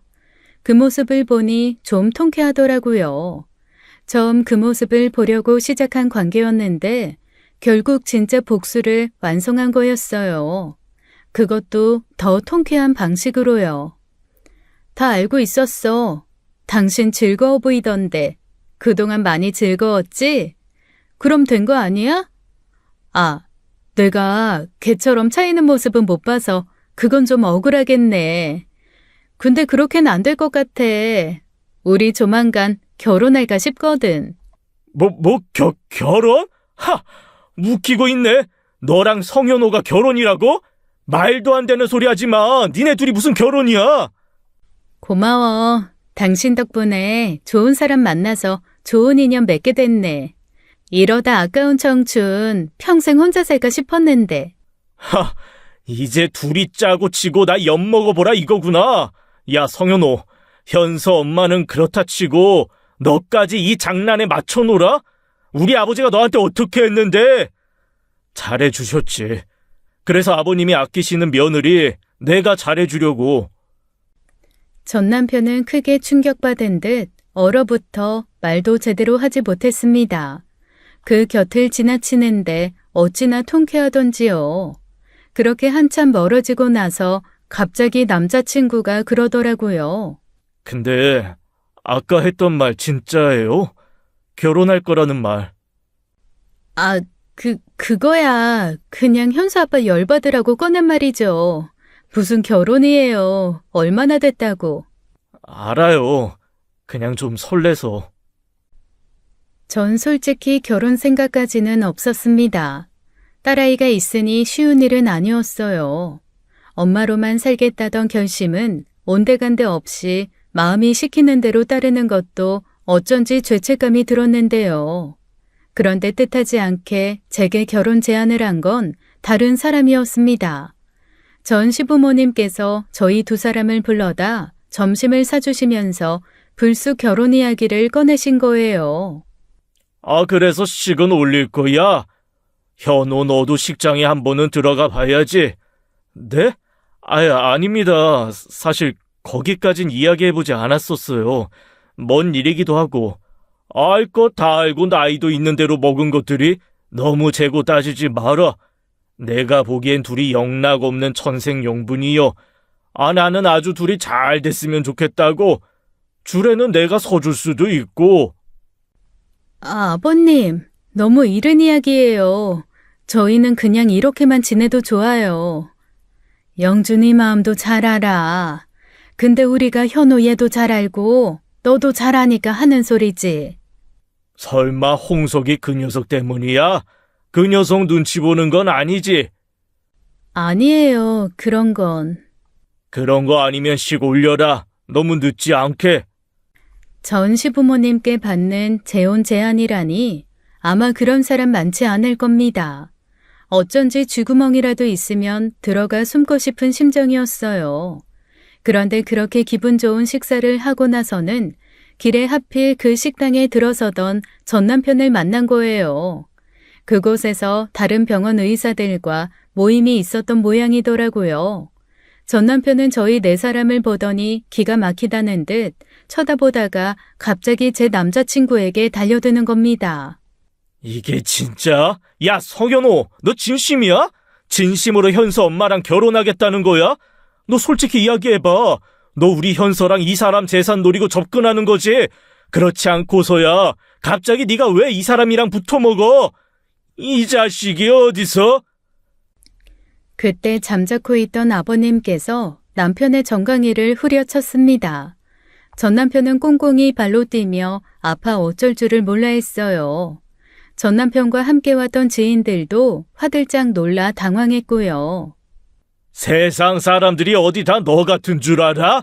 이 한심한 놈 같은 이라고. 어디 가서 내 아들이라고 하지 마라. 너같이 한심하고 형편없는 놈이 내 외아들이라는 게 세상 부끄러운 일이니. 아버님, 어머님이 전 남편을 보고 고개를 내젓고 멀어지자 저희도 그들을 따라 나섰어요. 그런데 갑자기 전 남편이 제 팔을 세게 붙잡아 세우는 겁니다. 너 진심 아니지? 너 진짜 현호 이 자식이랑 결혼할 거야? 야, 어떻게 내 친구랑 붙어먹을 생각을 하냐? 너 반반한 얼굴 가지고 내 친구 후려쳐서 복수할 생각이야? 그러면 적당히 해. 나도 알아들었으니까. 뭐 어떻게 말해야 알아들을래? 이거 나 더는 상대하고 싶지 않으니까. 어딜? 야, 제대로 설명 좀 해보라고. 당장. 순간 어디서 그런 힘이 나왔는지 모르겠습니다. 다시 몸을 돌리려던 순간 제 팔을 다시 세게 움켜쥐고 못 가게 막는 전 남편 쪽으로 몸을 돌려 저는 무릎으로 적당하게 힘들여 전 남편 낭심을 걷어 차버렸어요. 순식간에 달아오른 얼굴로 마려운 사람처럼 꿇어앉는 전 남편을 보니 속이 다 시원하더군요. 4년 전 제 휴대전화로 그 더러운 영상과 사진들이 도착했을 때 했어야 하는 복수였죠. 와, 진작 한 방 먹여줄걸. 늦은 만큼 이자 친셈 치자. 그리고 경고하는데 한 번만 더 내 몸에 손대봐. 그땐 이 정도로 안 끝나. 평생 못 쓰게 만들어줄 수도 있어. 알겠어? 너 진짜... 그때 정말 발걸음이 가볍다는 말이 무슨 의미인지 알았습니다. 그야말로 껑충껑충 하늘로 날아오를 것만 같았어요. 그 뒤로도 찌질하게 몇 번이나 연락이 와서 진짜 결혼할 거냐는 둥, 남자친구에게 더러운 과거가 있다는 둥, 별의 별소리를 다 하길래 차단해버렸어요. 그 집에서 꿈쩍도 안 할 것 같은 전 남편을 피해 다른 집으로 이사도 했고요. 아직 결혼식을 올리진 않았습니다. 결혼하게 되더라도 그냥 혼인신고 정도만 하고 함께 살 것 같아요. 이제와 다시 두 번째 결혼식 올리는 것도 낯간지럽고 남자친구 역시 결혼식 자체에 큰 뜻이 없어서요. 솔직히 지금 이대로도 충분하다는 생각이 듭니다. 최근엔 딸에게 남자친구와의 관계를 털어놓았는데 의외로 반응이 괜찮더라고요.